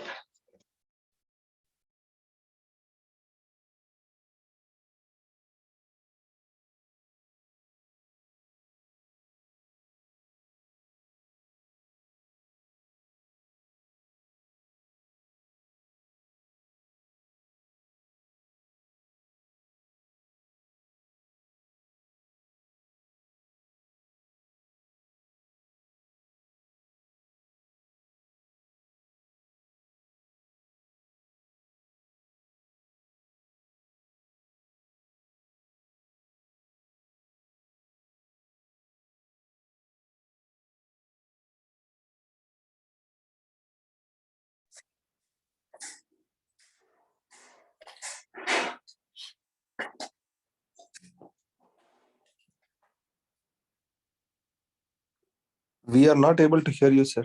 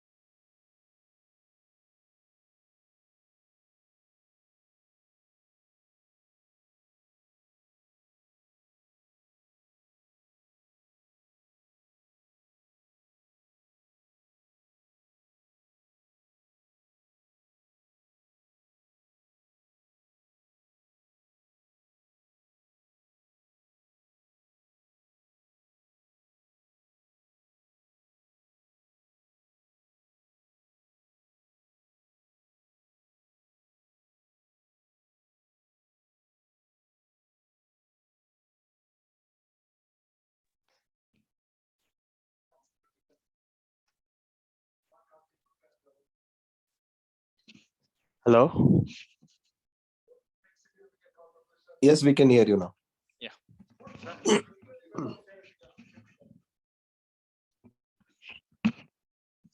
Hello. Hello. Hi, Hello, sir. online We can students. hear Am I you. audible? Yes, sir. Yes, we can hear you. Am I audible? Yes, Yes, sir. sir. We can. Yes, sir. We are talking about the critical incident method. What do you mean by critical incident method appraisal? Somebody said contribution, somebody said output, somebody said behavior, which is not coming near to this method. What are Have we the gone through it? how best solution he brings up to the critical incident? First solution he brings to the critical. What is the theoretical word of critical? or core. Any function has got some criticality, right? Take a finance function or take a supply chain function. Some criticality, say take for supply chain function. What is the critical? Its ability to negotiate. Could be a core job. Could be a critical job, right? The ability to negotiate is a critical job of that guy. Or inventory control could be a critical core job of guy. Or a vendor management is a critical core job. So in other words, for each job, there is some critical component of the task or position. So you identify that critical task. Like I said, supply chain, negotiation skill, vendor management could be that. And HR guy, what could be the critical guys? The ability to attract talent could be a critical job. So for each job, each task, you find out what is the critical component of the job or the core component of the job. And how is he performing to that criticality or core component of the job? In other words, you are focusing the performance assessment only the criticality of the job or the core kind of the job. Is that clear to all of you guys or not? Yeah. So that is what we call criticality. So how do you write it? Identify the criticality component of the job or core component of the job, right? Critical component of the job, core component of the job. Like for example, say negotiation skill, safety management. Some guys could be more involved in safety, right? Talent attraction. And quality control, zero defect. These could be very many critical or core component of a particular job. So you try to measure only that part of it. What matters to that position, you don't get into behavior, you don't get into overall MBO and things like that. For a particular job, for example, take a faculty. What could be the critical incident about the job? What could be the critical? Come on, don't worry. What could be the, Teaching is general, yeah. Knowledge about the subject. Okay, you can say his depth knowledge about the subject could be one of the critical component of the job, right? So you assess, the faculty's depth knowledge or relevant knowledge or contemporary knowledge or industry knowledge. If you see all those becomes a critical component of the job. What else? That could be a behavior part. The first one you already covered it.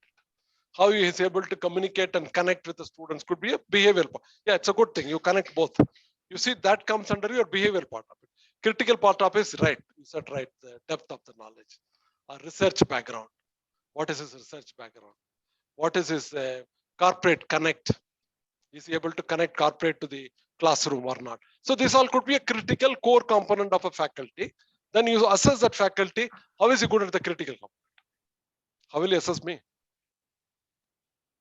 I'm asking you, how will you assess me on this critical part? Yeah, you're all taken. No, I'll give you a good mark. Don't worry. You don't have to give me good mark. Okay. So the same thing, behavioral means, is he able to communicate well? Is he able to, and take care of the not only good, the student doing very well, the students who are not doing well also.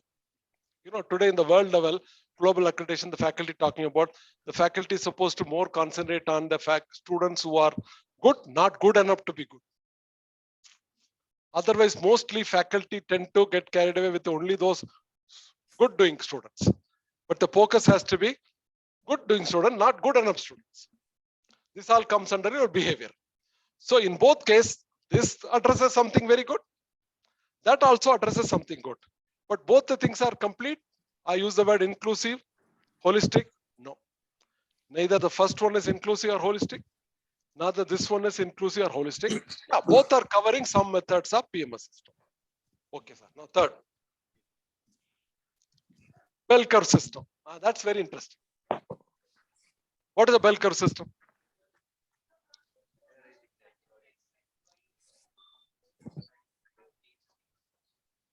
Categorize employee based on the performance. Okay, right. Categorize employee based on the performance.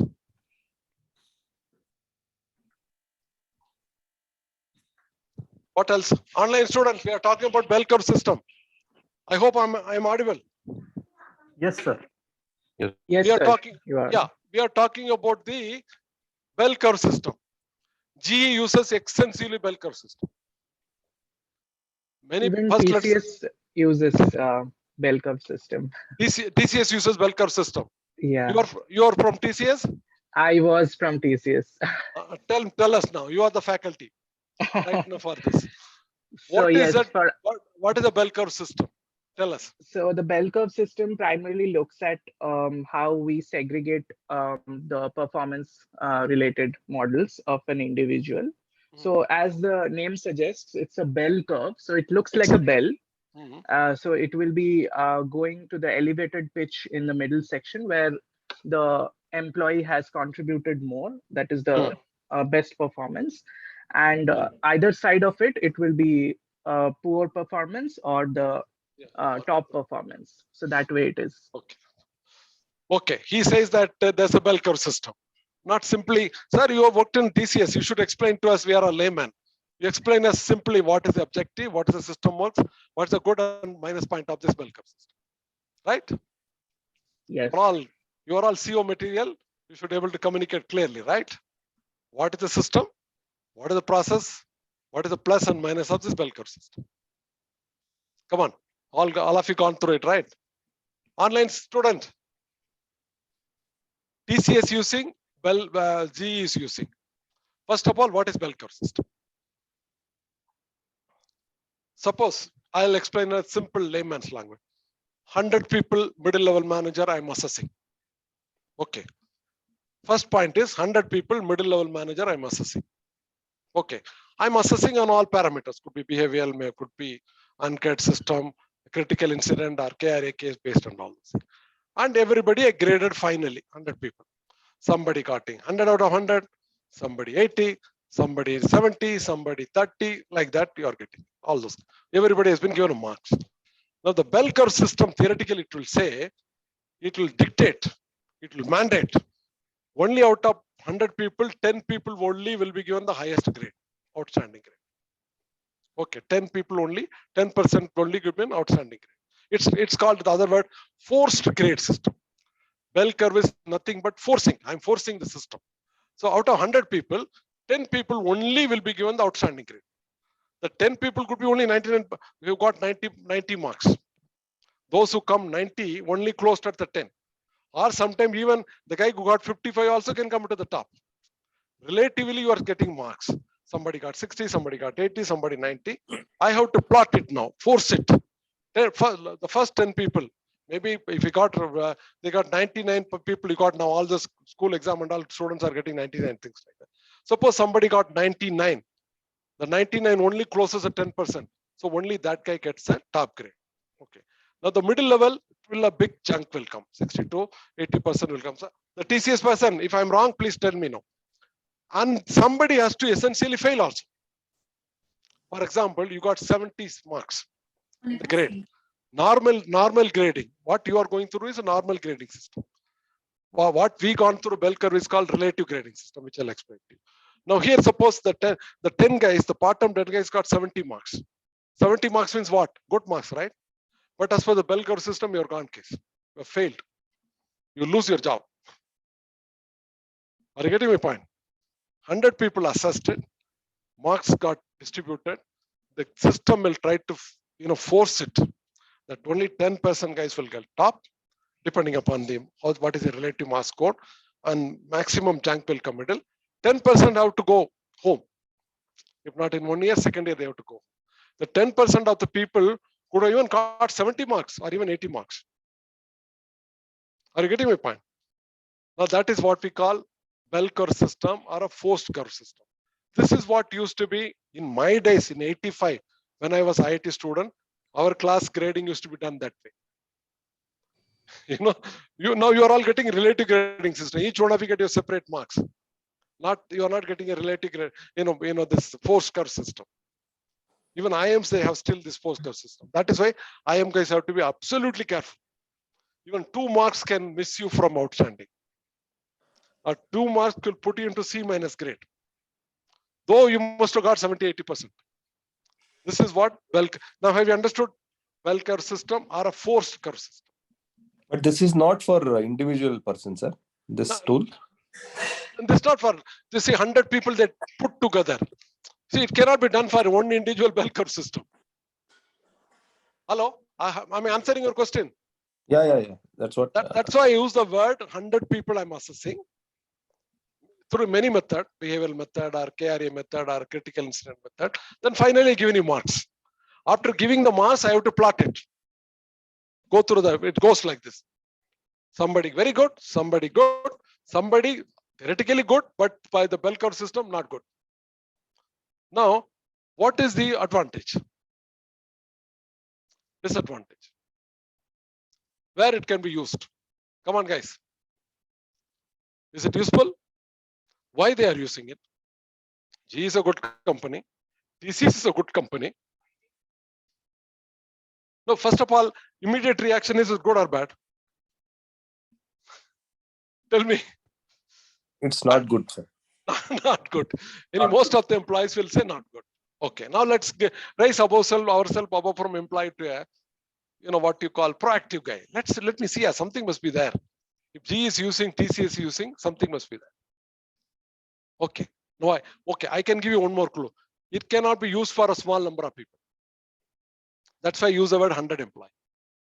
If there are only 20 employee, you are trying to put your bell curve system, it's a con case. If you are 200, 300 students in a class, like in US and all, you have a big hall, 300 students, 200 students, the faculty is addressing, there are a lot of young faculty assisting the main faculty, helping the students backside, front side and all. So that kind of environment, this bell curve system, to a large extent could be useful. First of all, the assessees are going to be a minimum number, bell curve system cannot be used. Now, when the number of employees are more, how bell curve system good, how it is bad? Tell me. They want to look for the best and the best. The competition, and they look for the best and the best. G or Apple or TCS and all, they have not taken any other company's name. They've taken the top class. Yeah. It's faster. So good part is like they will get an overall performance of the department or division. Oh, yeah. Obviously, when you're seeing Yeah, the and over. in that, Yeah, go ahead. in that, how many, like on an average, how many people, individuals are outperforming or poor performing? Correct.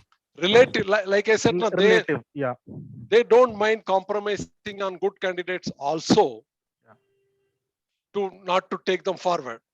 And the process, they also want to bring in 10% fresh blood to the organization. What they feel good is that we want the best. All are good, but we want the best. So that is why our company is most innovative, like Apple, GE or TCS or anybody. We want the best and best. We don't want good, we want the best. So the bell curve system will put us to go through the best kind of one. So I'll take the best and then. And obviously the good, so-called good also have to go. If they don't go, I cannot bring in fresh people. That is the philosophy of bell curve system. And to what extent from their angle, is it good or bad? Good. Good. Provided the condition is its number of employees should be more and the company is at the high level, more innovative, more collaborative, more kind of creative kind of company where they want only the best. They cannot go away with the good or very good also. So they are consciously clear. The employees may get a feel of it, but the company vision is very clear. My business is like that. I want the best only. That is why 80% of the company, they don't use bell curve system. Very few. Which are the other companies they use? I know GE, you said TCS, Apple is using. Which are the other companies using? You see all those top-notch creative innovative companies would be using this kind of system. Large Infosys is not using. Are they using? Not. Genpact was. Wipro? Not using, right? Wipro is not using. IM, they are using for faculty. All the IMs are using. And the students' examination is this bell curve system. All IITs and IIMs, you'll go through bell curves, not like you, each one of you get a sweet marks, 60, 70. And then you're happy 60, 70, I got it. Good faculty is also good. I gave everybody 60, 70. Okay, moderate. Who mata pechi kon karega? 300 assignments, Your 100 students means 2 assignments, 200, exam 100, 300 to correct it. What? Take a medium path, give them all 60 to 70, close it. Correct. It suits faculty, suits you. You are also happy. Correct. You are a win-win. A good win-win, right? You are also happy. Chalo, I got 74. Who wants 90, 80 and all? Am I right? Am I talking your psychology or not? I'm also talking my psychology. I am Right. also happy. Who is going to read in depth and discriminate between 90 and 70? Let's not benefit of the doubt. Let the benefit get. I'm talking about me, not other faculty. Let me give the benefit of doubt to students. Let them enjoy. Give them. They have to get that 60, 70. They do. Average by and large. You know, we keep that medium between 60 to 80. Give them and close it. Nothing less than 60. Nothing more than 80. Close it. That's how I adopt the evaluation method. And you also happy, right? You don't want outstanding, right? You don't want gold medal or something like that. Okay. Okay. So bell curve system is clear to all of you. Where it is used obvious. Now next is WhatsApp. Next is MBO. You can change the slides if you want. MBO. What is MBO? MBO is called management by objective. Okay. What is objective? It's correct. Employee and manager mutually objectively discuss. Okay. They come to the performance areas like recruitment, retention, number of hours of training, employee engagement index. Like that, they prefer the index. So that is what we MBOs only percolated down to KRA KPA. KRA KPAs come only from MBO. MBO is nothing but mutually discussing the performance areas by the appraiser and appraisee together based on the factors to be done, which percolated down in terms of KRA and KPA. That is what MBO method, which is by and large, maximum people they use MBO based KRA KPA for 2-3 reasons. One, you can write down, sir. Why it is good? It's to a large extent inclusive. It covers everything. It's inclusive to a large extent. Okay. Holistic. When I say holistic, it takes care of my 3 positions which I've written. It takes care of performance. It takes care of behavior. It takes care of your potential also. So by and large, it takes care of lot many issues. To a large, I'm not saying it doesn't require any improvement or anything. To a large extent, it is democratic. It takes care of what it's supposed to take care of. The clarity is there, role clarity is there, assessment clarity is there. So by and large, many people started using. I don't think today many people are using this behavioral anchored or critical, which all got merged into your KRA KP. But theoretically, you should know how the system has come. So MBO is nothing but what we discussed in detail about the KRA KP. What else? That's all? Yeah, more transparency. Now you are through with the what are the methods of preparing. Now take a quick 5 minutes. What is halo effect in PMS system? HALLO. Online student, halo effect. The problem is that the PMS system has got some halo effect. They say it's skewed one side, not taken care of properly.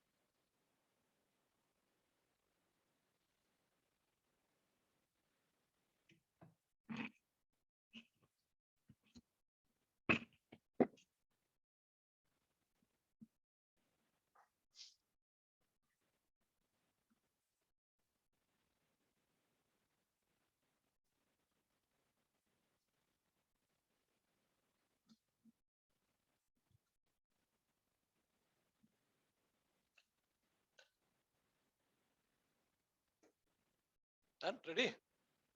What is halo effect? Tell me. One of you.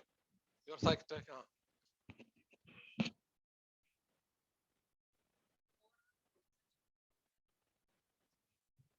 Okay. Halo means you are skewed, prejudiced. Everybody tend to give great. Everybody tend to give poor. Correct? That's what you are saying. What you are trying to say, ma'am?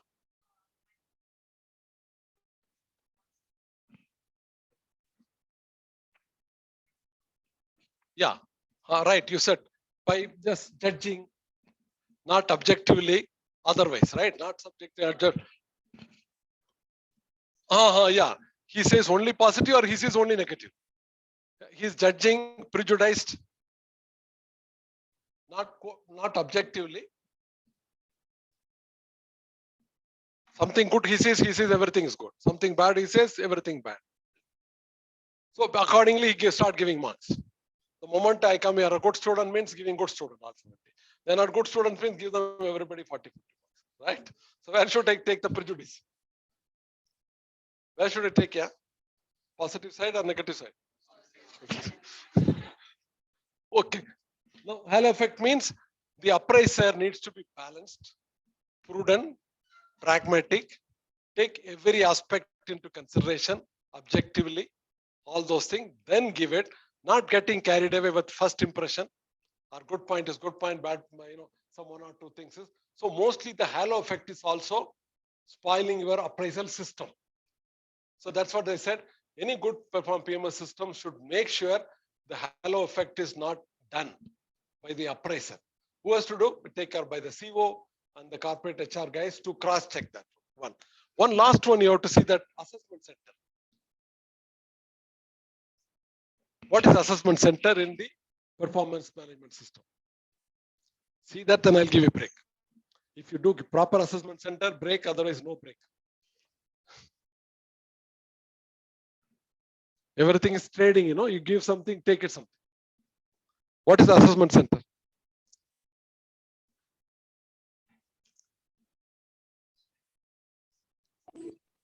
Okay. What she says that allowing the candidate. Hello, can you guys hear me? Yes, sir. Yes, sir. You can hear, but somebody is also talking in between. I thought. Yes, sir. Somebody is not on mute. Mute it, yeah.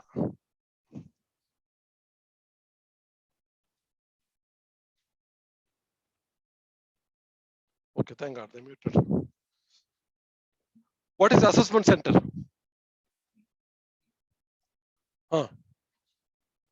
Assessment center takes care of potentiality also to a large extent. One good point.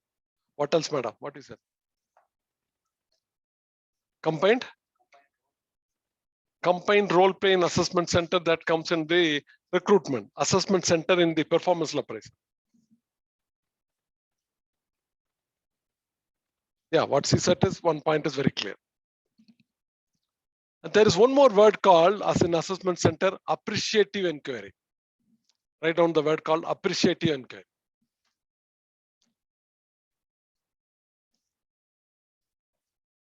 Inquiry.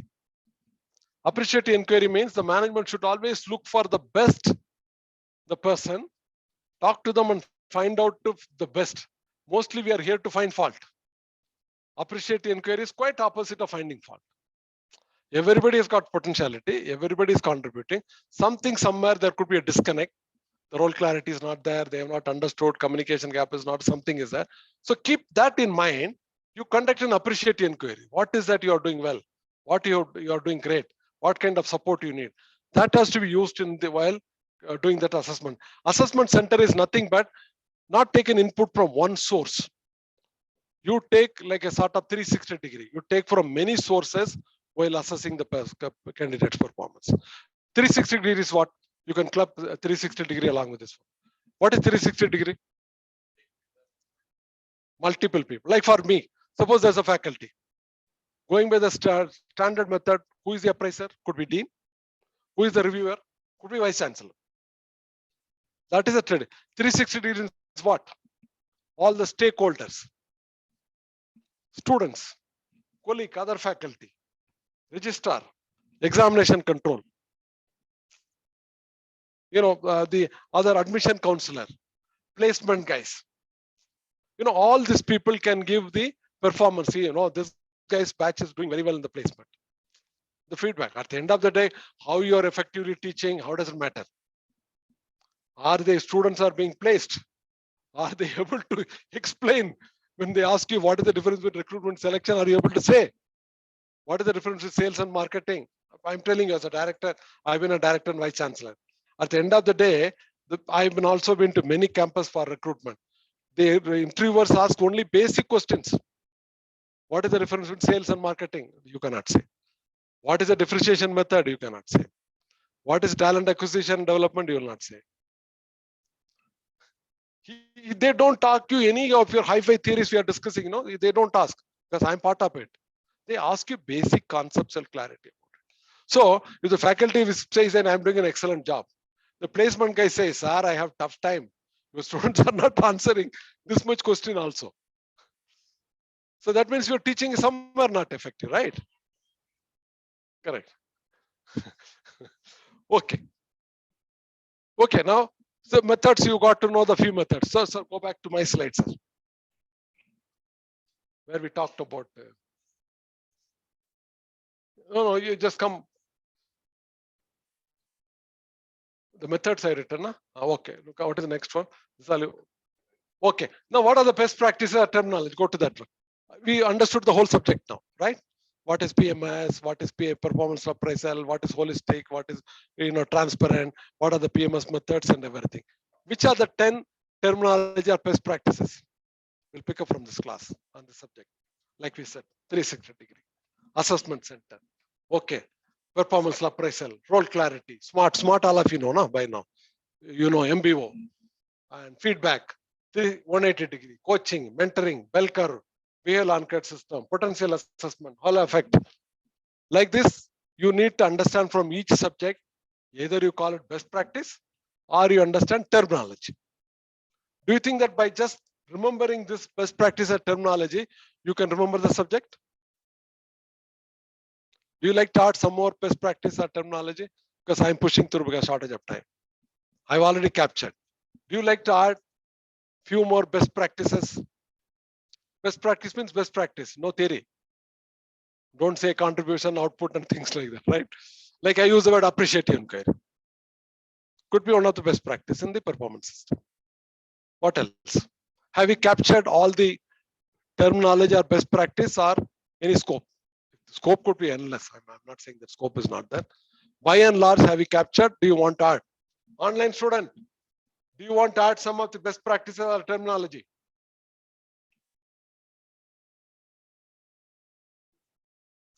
Most of them are captured. So that means I'm more younger than you guys. Okay, C says qualitative and quantitative. Write down. Qualitative and quantitative. Good.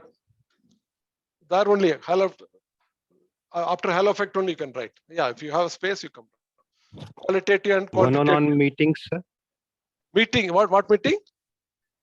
One-on-one meetings, like to take Okay. to understand. Yeah. You put that feedback. Where is an interview? You're talking about one-on-one interview, right? Yeah, during like within 1 month or quarterly. Okay. You put somewhere. Is there any nice? Huh? You can give a nice word for the interview. Constructive interview, something like that. You should also create some new words here. Then only you can show your branding, right? You simply say interview doesn't make much of difference. You can put like constructive interview. The word is there, you capture it. Or you create one. This should look highly sophisticated, right? Yes, sir. Anything else? Interview you said, right? I simply added the word constructive interview or structured interview. Yeah. Thank you. Any other best practice or terminology which could be used, which we talked about or not talked about, which you like to take it? And the approach is by just going through that, you should remember the subject. Is it possible or not possible? Just go through the words You remember the word, you should be able to write it. It's also, there's a smart approach. No need to go through the book and read and write. You remember the word, understand the meaning, it, write it. You are good in writing, I know that. I'm also good in evaluating, just seeing that. And for the industry, you know the aspect of it. Anything else? Okay, sir. The best practice I understood. What, go to the next one? What is the next slide? Yeah. Now the final eating the pudding is, you know the theory, you know the approach, you know the plus and minus, you know that important. Now you have to actually design a PMS for some position. Now I'll give you a break, 10 minutes. Okay. You come back. All the theory, you know anatomy. Now you have to do surgery. Right? You do a surgery using the theory, practice, principles, methods, and everything. You have to design. Last class, we did a design for a faculty performance appraisal system. This is what they've done it. For a faculty, if you have to design a PMS system, how we have to do it, they have done it. So now you guys, when you come back, let us actually, you are a consultant now. You know the knowledge about a PMS system, and you are asked to design a PMS system for a particular position or a particular company. How will you go about it? Right? It's once you do that, then only your knowledge gets tested. Otherwise, everything Ram. You know, Ramayana we listen a lot, right? In India, but nobody understood the principle in the Ramayana, right? Everybody knows Ram. Correct? A lot of principles are there. At least 10 principles you learn in life, you are through. But you will only know the story part of it. Ram has come, Ravan has come, Sita has been taken out, all those kind of things. What is the principle behind it? Teamwork, leadership. The leadership has not been accepted. The team disturbed it. Supervisory is not. A lot of managerial principles can be taken from this thing.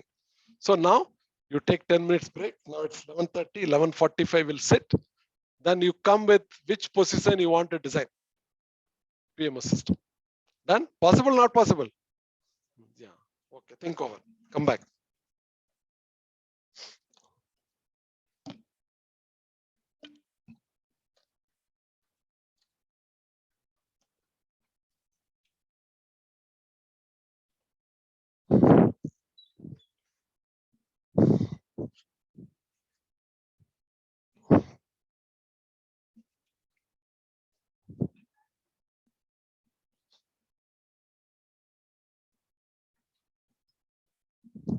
Thank you.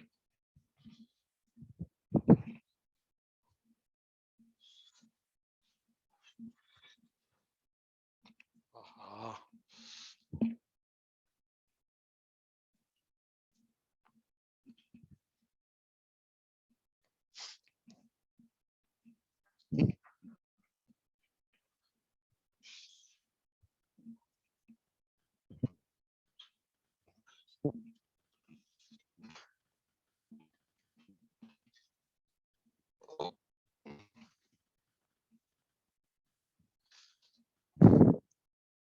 Sorry, just go and keep this one there. Keep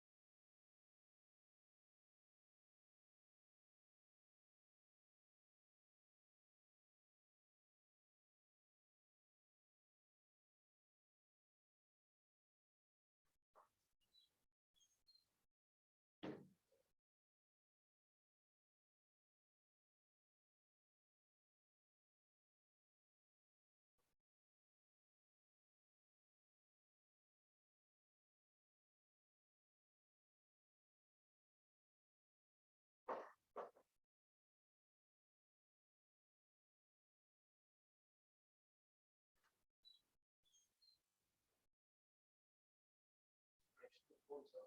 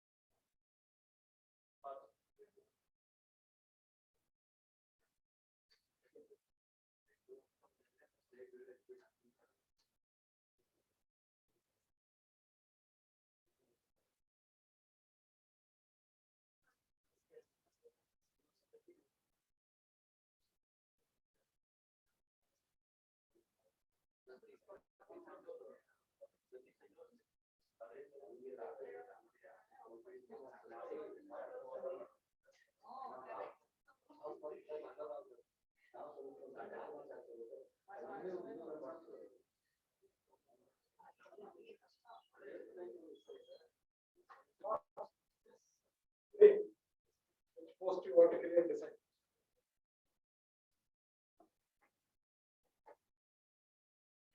Come on, sir. You take your seat. Hello. Hello, online sir. students. Can you? Am I audible? Yes, sir. Okay, the last assignment. You are going to design a PMS for some position. Open a new one, sir. Which one you want to design? Which post, which company? Let's do it practically, right? Come on, guys, tell me. Online student, any choice? Any particular position? Or 2-3 positions, say marketing manager, finance manager, supply chain manager of a XY company. Business development manager. Okay. Okay, right answer. Designing PMS for business development manager, marketing, finance. Let's say there are 10-15 people. Online students, am I audible? Hello. Yes, sir. Yes, yes, yes. Now sir. you are going to design PMS for a group of managers, probably business development manager, supply chain manager, HR manager, finance manager, XYZ company. There are 25 such people are there. Now, how you are going to design a PMS system?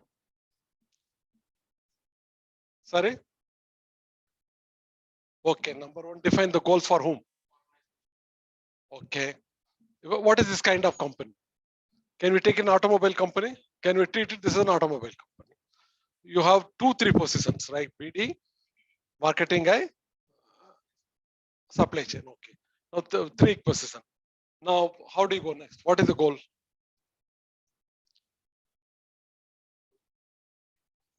Okay, the simplest one. All of them must say manager, senior manager level. And the position is known to you people. What should be the duration for them? Assessment. 1 year, 6 months? 6 months or 1 year?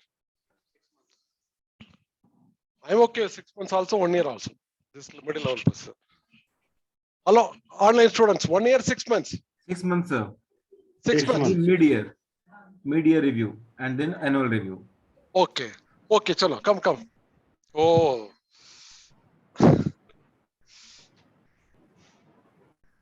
Now we have to repeat. Some of your friends have just come back. Okay. We've already started. We decided to design PMS for automobile company. They're all manager, senior manager level position. Managers could be business development manager, finance manager, marketing manager, such guys. The first point we touched is duration. We discussed between 6 months to 1 year. They said mid-review 6 months. That means actually 1 year, right?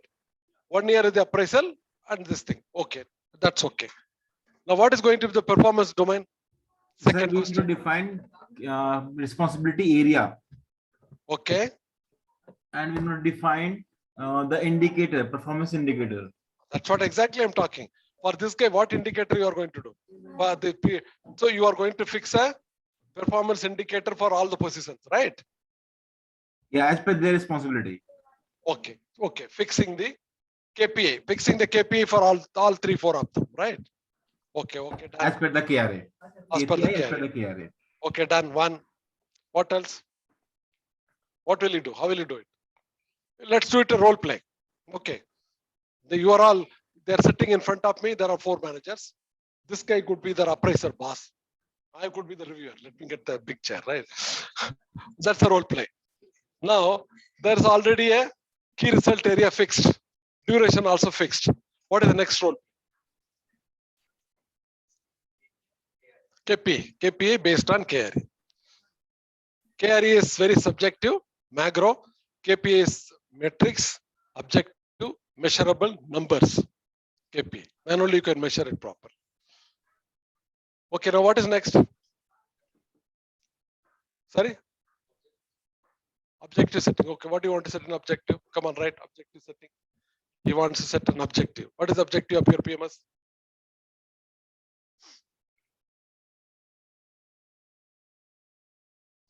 What is the objective? You want to get maximum product performance? Oh, could be. Right. Okay, I'll help you. According to him, the objective of this performance is get maximum performance. Performance could be production, productivity, all those things. 2, making the appraisee aligned and happy, right? Utilization of resources, sir. Utilization of Resources. okay. Well, can you explain it a little more? Good point. Utilization of resources. Like all of the resources, human resources or IT infrastructure or whatever infrastructure we have, it should be useful. Like we should use it 100% or more than that. It should not like human resources are on the bench or IT infrastructure is available, but they're not using it. Okay. See, now as I said, we are doing a role play. There are 3-4 of them sitting in front of me. They are the managers. This guy is the appraiser. Okay. I am the reviewer. I am the CEO and all. So now you said duration is clear. Now February, March or April, we are going to give the KRA KPI mutually discussed amongst ourselves, right? No, that's what you said, the fixing the responsibility and all this kind of. Now, objective, he said, philosophy that I want to achieve performance and also to KPI. And the domain of the assessment. What is going to be the domain of the assessment? Predominantly performance, 60%, 70%, 100%. Second thing is behavioral, what percent? Third thing is potential. Put on. Performance, 2 is behavioral. Third is potential. What is that we like to sit? We want to go for only performance. We don't bother about behavior, we don't bother about potential. Or we are bothering about these positions. All three. What percentage?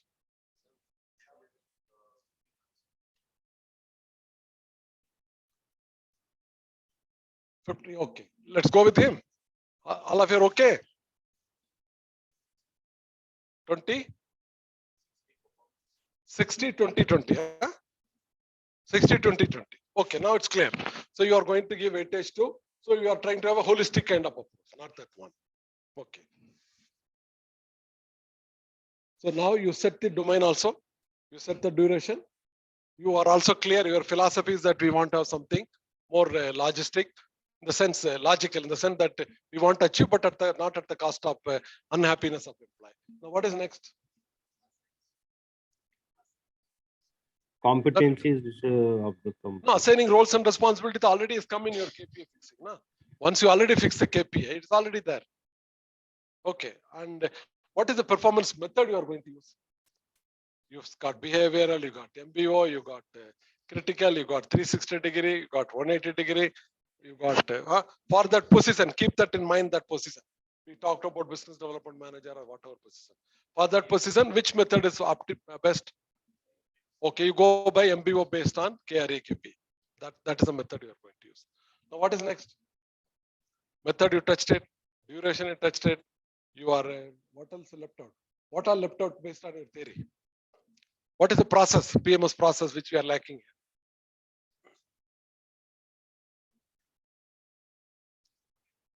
This guy will conduct some, sorry?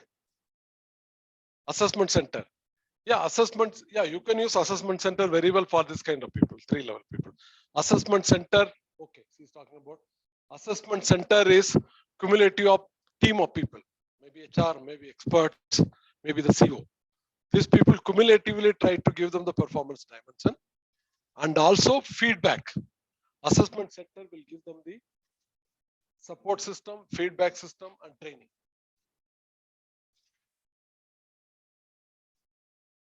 So that takes care of you to development oriented. What else? That's once you grade it, right? Now you already use the method of MBO and all. Now you come down, grading. You are grading into 5 level, 6 level. How do you grade? 5. Meeting the requirement, not meeting the requirement, all those. Okay. Now you are leaving it or linking it? Okay. You link it. It's simple for you guys, because you know the theory very well. Linking it, how will you link it? What kind of increment you will give? What kind of punishment you will give? What kind of training you will give? If he gets 5, if he gets 3, 1, no, not more increment. Tell me percentage. 12%, 15%. What is the industry practice? Average, what is the industry increment?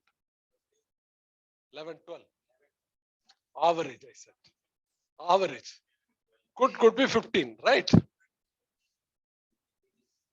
Yeah, that's what excellent performer. Average is 10, 11, right? Above average, average is 10, 11 kind of this thing. So 15 could be your the best performer, like bell curve is top performer. You will not use bell curve system here. Why? Less number of people. Okay, you are only going for MBO. So you are linking it at the top level, you are giving 15%, then accordingly it comes down. Maybe the regular performer 10% and the no performer, no increment. What further action? No, in this linking only. And suppose somebody has done 2-3 years exceedingly well. Okay. Suppose 2-3 years the guy has gone into not meeting the requirement. Warning or removal or probation, what is that? 6 months last. 3 to 6 months. Okay, so you've taken care of the increment, you've taken care of the punitive action also. Then what, anything relating to training?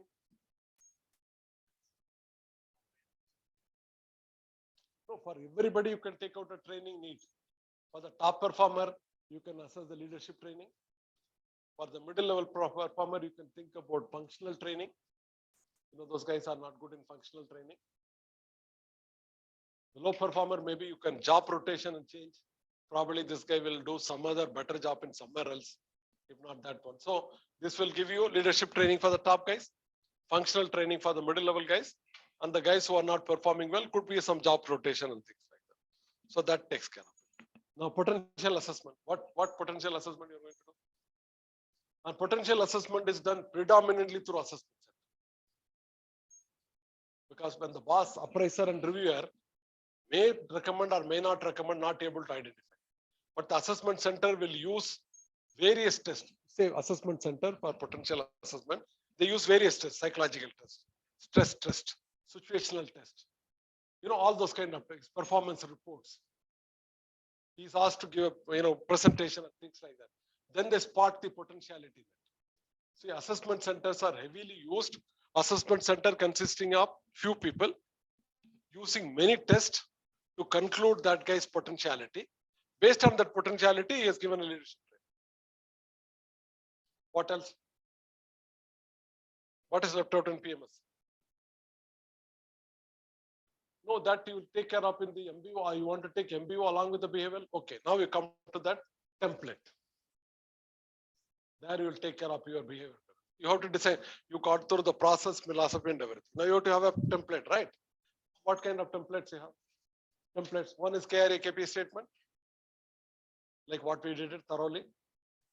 Mutually signed KRA KP statement becomes one template, one document.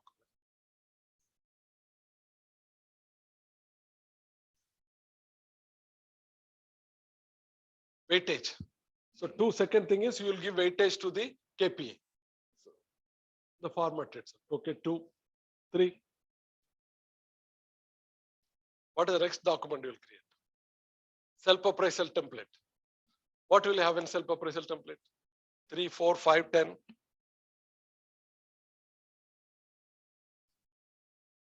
How many questions you will have in a self-appraisal typically?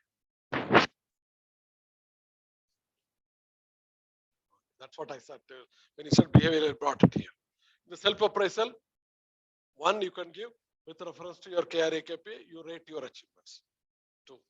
The behavioral part he will say, our appraiser will take care of. Self-appraisal, will you say that I'm a good behavior guy?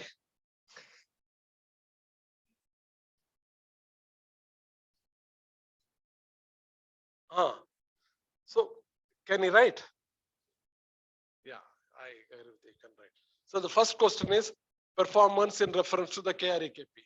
What is that I achieved 70%, 80% or whatever. Second thing is he can also compete on his general competencies. I improved my competency in further software. I can work on SAP more now. I can get along with the team. I created a team. So he likes that not behavioral part of it, performance part of it. What is the third question? Any difficulty is faced, challenges is faced, that he can write. Fourth, he can write any training he needs or any recommendation he wants. This is more than enough for or anything you require more than this? Sorry? Right, she's good. Future projections.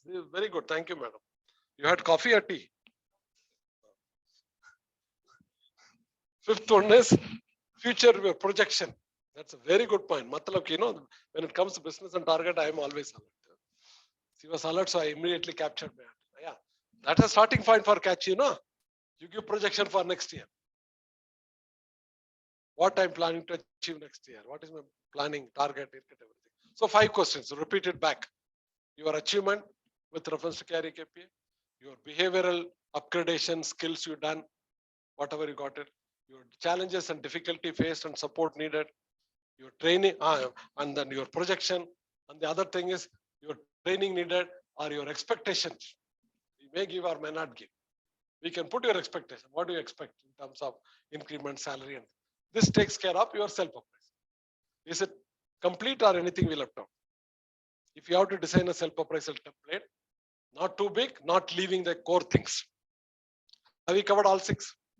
Achievement of performance and behavior, difficulty and challenges faced by you, your behavioral competency improved last 1 year, and what is the kind of training or increment you are expecting? What is your projections? That is done. Now that template is over. Filled and come to this guy, appraiser. Okay. Now what's the appraiser's template? Where is appraiser template? I hope this guy is writing everything. No, I'm not seeing. Huh? Writing. What is the appraiser's template? It has to be something different, or in the self-appraisal itself it will include. Appraisal. Okay. He can give he may be able to give the grading on 1 or 2. Other thing he has to write now, right? So in other words, it's better to have a separate 1-page sheet.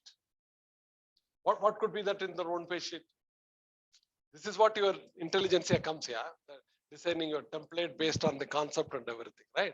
What is the 1-page sheet, appraiser? Like the objectives and the competencies, what is fixed during the initial time of the year, and then what you achieved. So you are just giving a self-appraisal, what you achieved particular time, within the particular time. Okay. So if I have to do, I'll say first one point is comments on achievement of the performance metrics. Comments on the achievement of the performance metrics, say 10 out of 6 or 7. This guy must have given whatever 6, 7. I'm giving my 1. If it's a major thing that he has given rated 8, I'm giving 4 or 3. If he rated 8, if I rated 6, 7, there's no need to give explanation.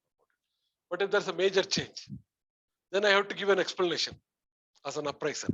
First point is comments on the achievement of the performance and production metrics. First point. Out of 10, you given 7 or 8, and that guy is given 9 or 6, 7, it's okay.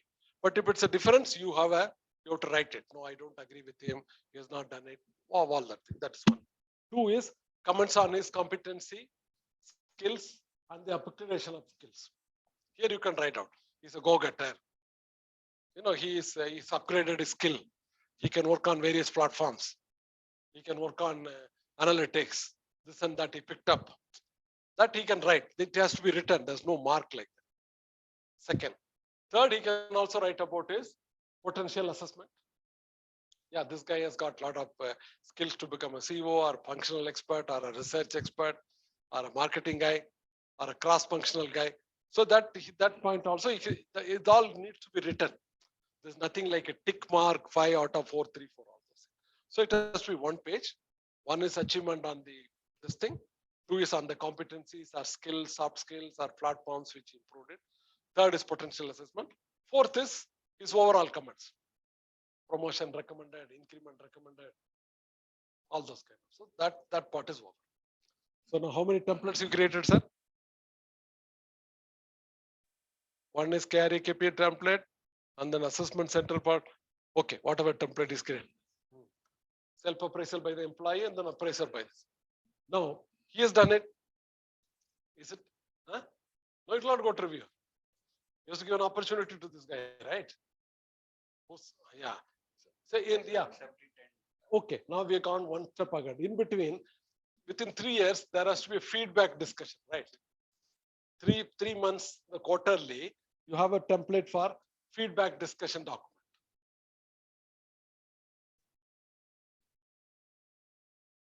The whole thing gets translated when you have the right kind of template.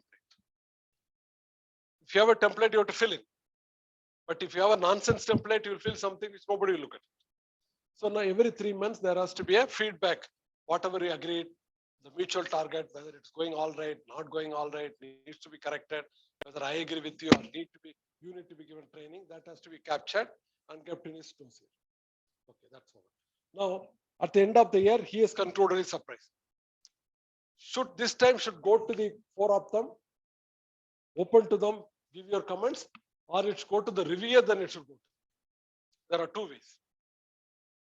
Right now, he can give it to 4 of you. I gone through a self-appraisal. This is my appraiser's comment. Now, I want you to give your feedback or opinion or comments and reaction to that. It should be done at this stage, or it comes to the reviewer, me.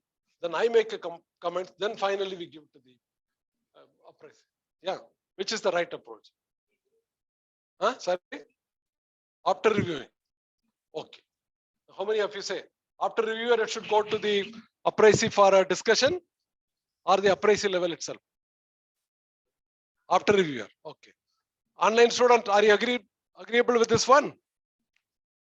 We go back to the appraisee after the finally concluded by the reviewer, or at this stage itself it should go. Are you hearing all of you? Am I audible or not? Again, it's gone. Check, see the chatting. Yes, sir, you're audible. Okay, great. I thought gone. Okay. Now, what stage we should go back to the appraisee to give them? This is what we assessed finally. What is your reaction to that? You agree or don't agree? Why you agree or why don't? It's after the reviewer or at this stage? Simple question. After the review only, sir. Okay, done. Okay, now it goes to the reviewer. What the reviewer will do? The template for the reviewer. See, everything try and have a structured one to the extent possible. Otherwise, it's difficult to have a human mind wavering. What is the kind of template you'll have for the reviewer? Come on, guys, I've given you for the 2 input. Now you have to give this for this reviewer. Huh? Yeah, he will again, number 1, he will also talk about the achievement of performance. He will reference to the KRA, reference to the self-appraisal, reference to this guy, appraiser. Then based on his observation also, he will comment. He will say that based on my observation and based on the comments of the appraiser, based on self-appraisal, based on that, this is my comment. He will give. 2, same thing with the behavioral one also. Or if he doesn't know that he didn't have a chance to see, he can write that I didn't have a chance to see the behavioral part. So hence I tend to go with the appraiser or during the feedback. The third potential assessment also, he will say that I will take this. Suppose he has mentioned about good, about potentially the appraiser. The reviewer say that, okay, I'm recommending this candidate to the assessment center. Not that I will give yes or no. I agreed to refer his case to the assessment center for assessing his potential. That's all 3 comments he will write. He will not write anything about the, at this stage increment, nothing he will write. That's all review job. Then, yeah, when he gives a report, he gives reference to all 3. The appraiser's comment, KRA, KPA, his own observation. Suppose, for example, he says that I done very well, 7, 8 marks I get it. Appraiser says 4 marks. And I'm a reviewer, I know what happened in the market sales and all. Correct? I don't know exactly in depth, but I know overall performance, right? So I can comment on that. No, I agree with it. The performance is good. You are unnecessarily giving. RC has given 8. Actually, you are given 4. The market indicator says the performance is not good. So the reviewer, that is what reviewer is. He can correlate with practicality, not only with KRA, KPA, what the person has claimed it, what the appraiser written. Based on my market situation, I tend to go with the appraisee or the appraiser. He can write it that way. Again, I said everything requires a lot of, it's a holistic kind of job, spiritual kind of work. Somebody's life, organization life, each individual's life. How the people, everybody takes it seriously. Otherwise, he can also simply write, I agree with the appraiser and put it closer. 20 files comes to me, I put a signature and send it back. That's the easiest. So appraiser at this stage will not give anything about increment, promotion or anything. He will not talk. Now what is next? Date is fixed. Date is fixed for interview. The overall comments is sent to the appraiser, right? Even right the process. The communication of appraisal to the appraisee, overall sheet, and fixing a date for appeal. It is not necessary you have to appeal. But if you feel like you can appeal, you will give a time, 6 days, 7 days, or fix a particular date. This particular date, you come up with that kind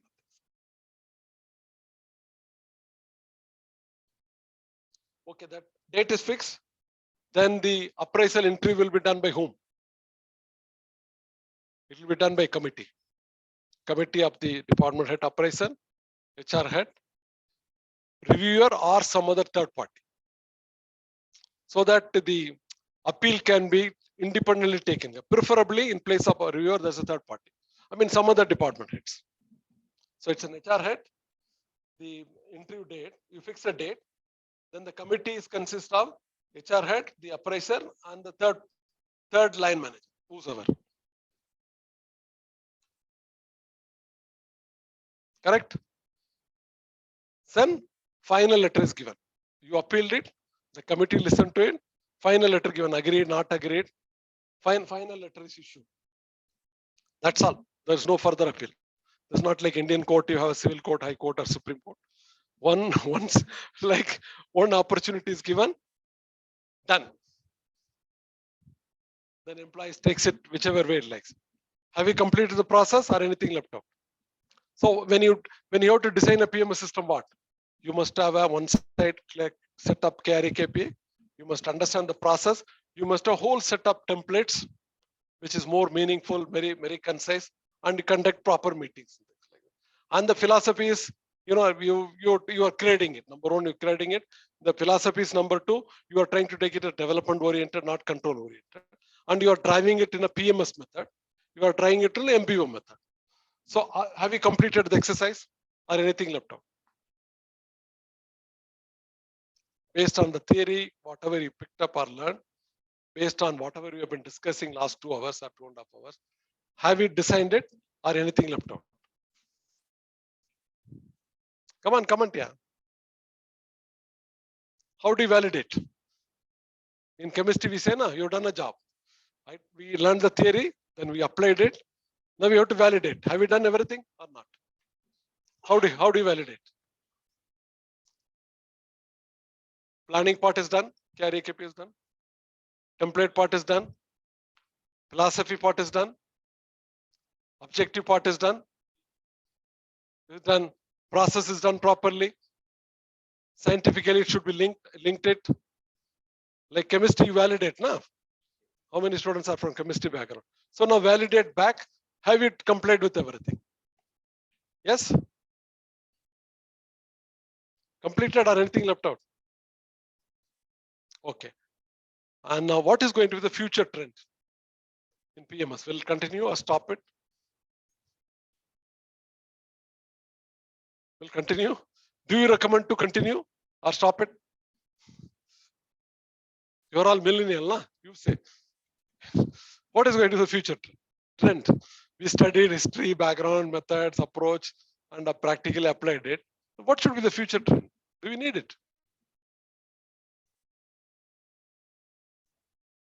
Which manner?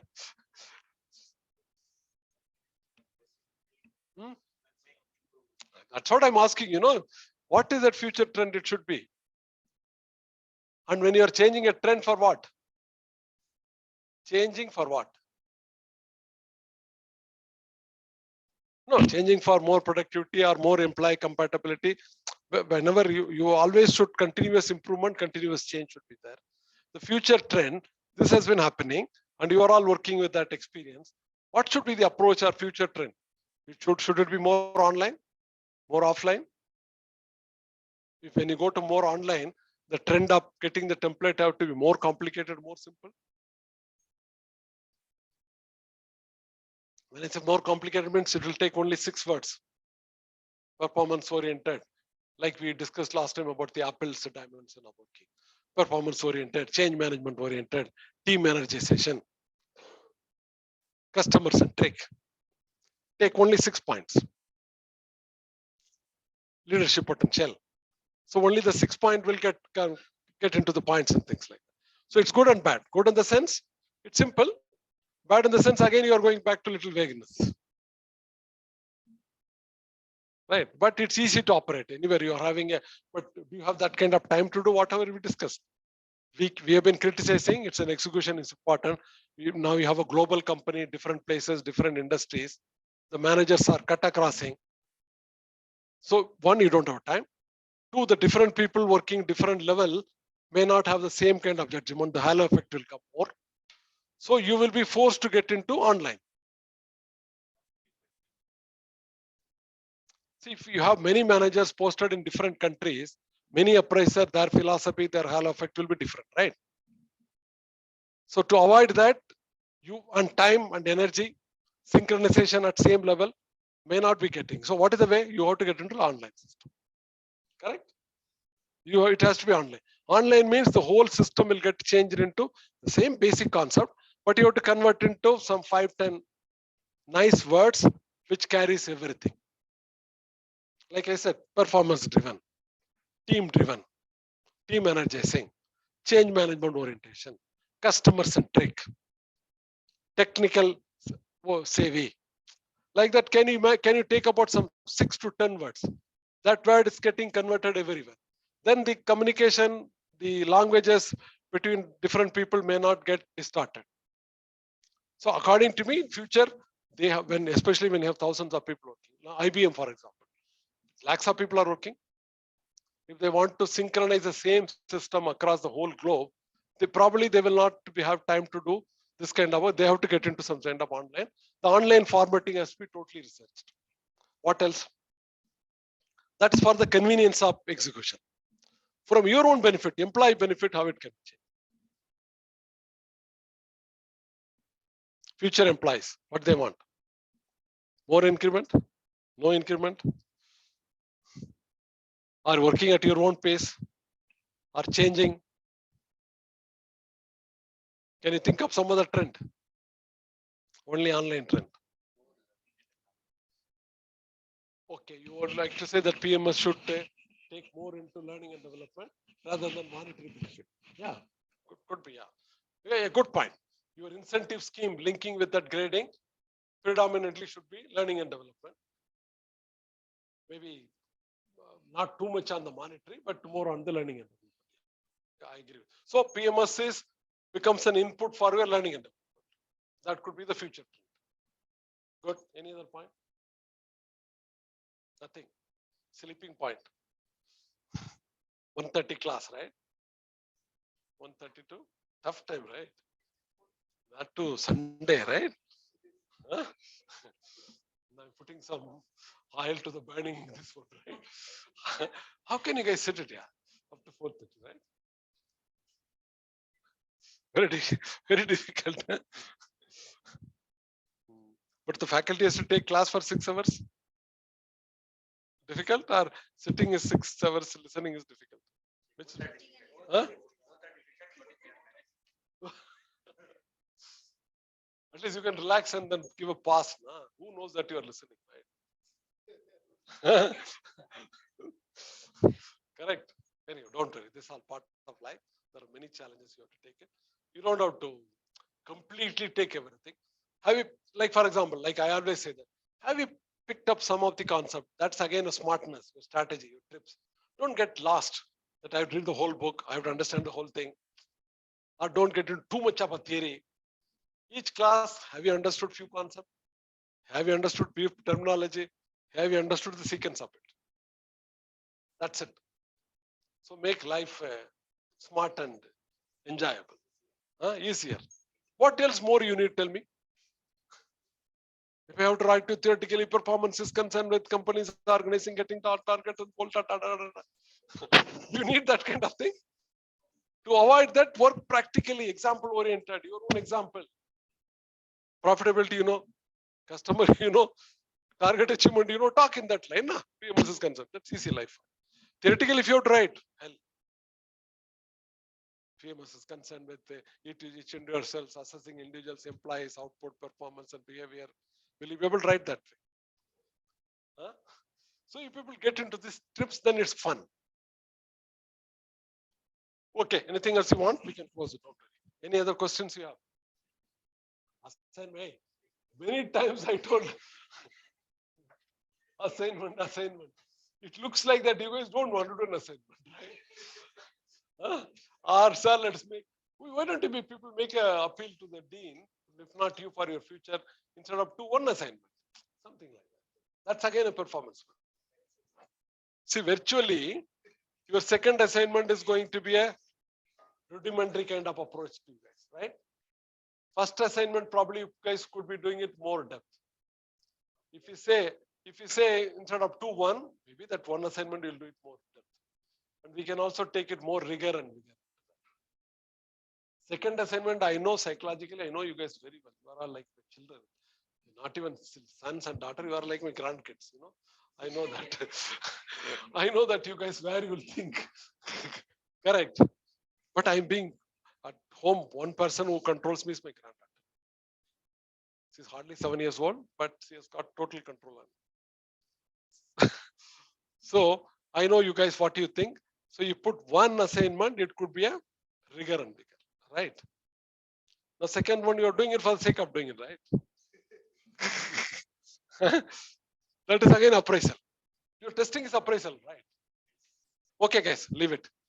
Forget about the subject. Over. Save it, sir. I will this one. No, nothing to read on this. The questions could be define PMS.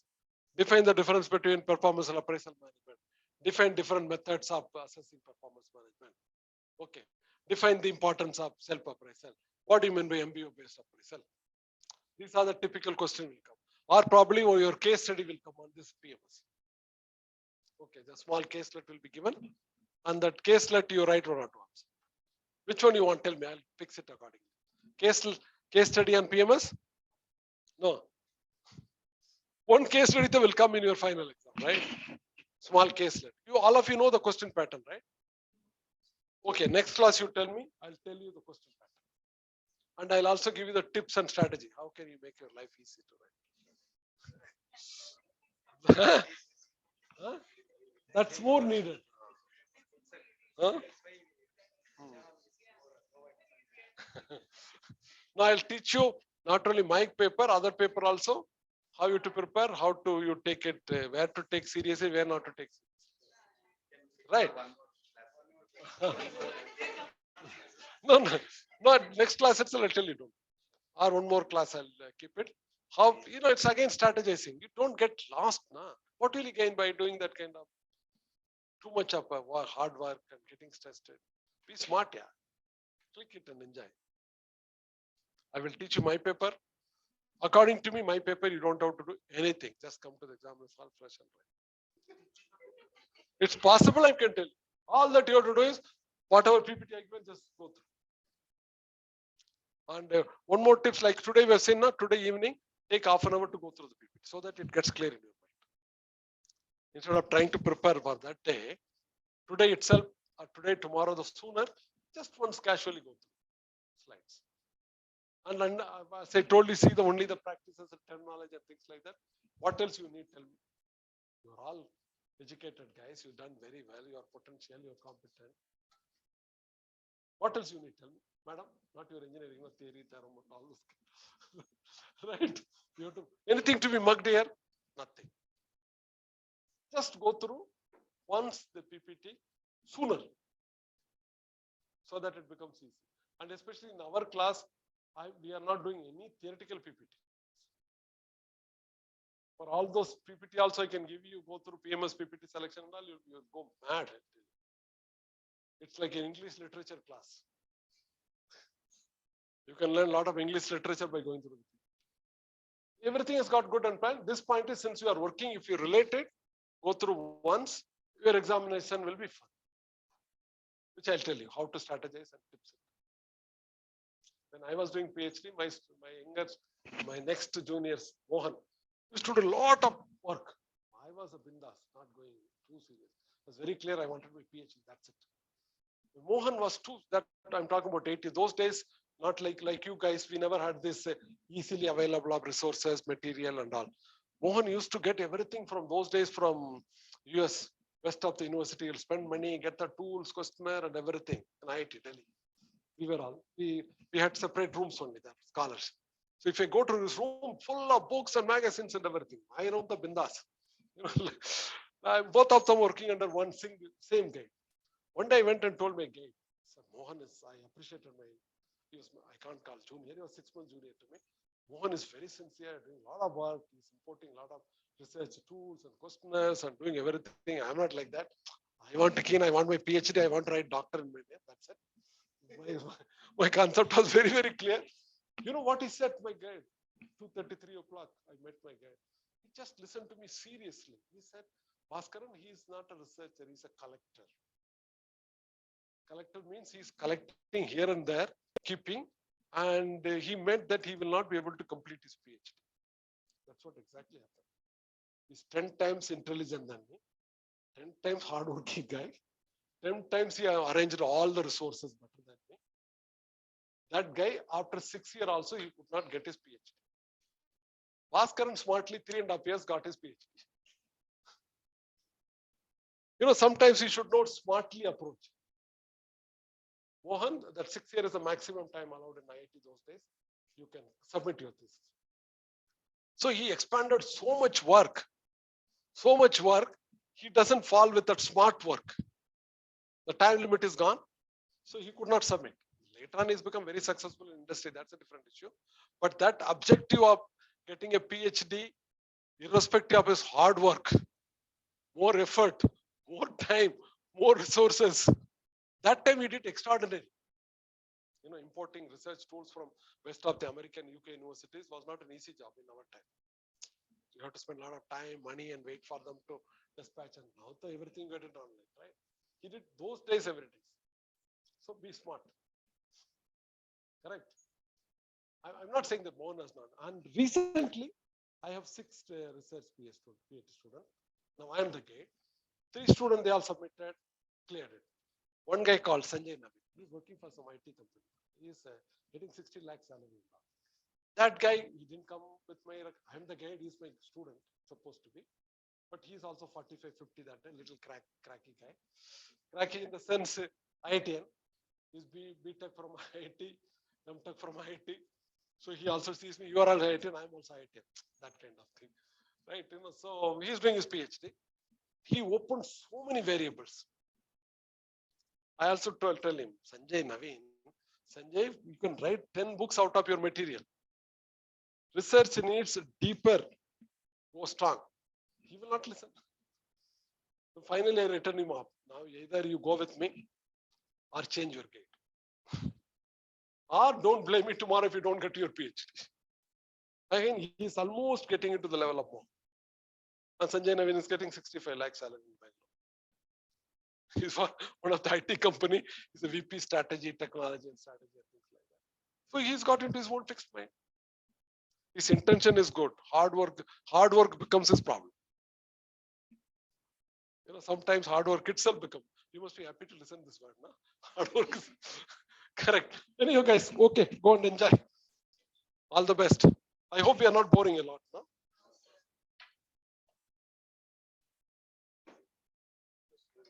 Save it. No, yeah, I'll send it to everybody. I'll be closer from there.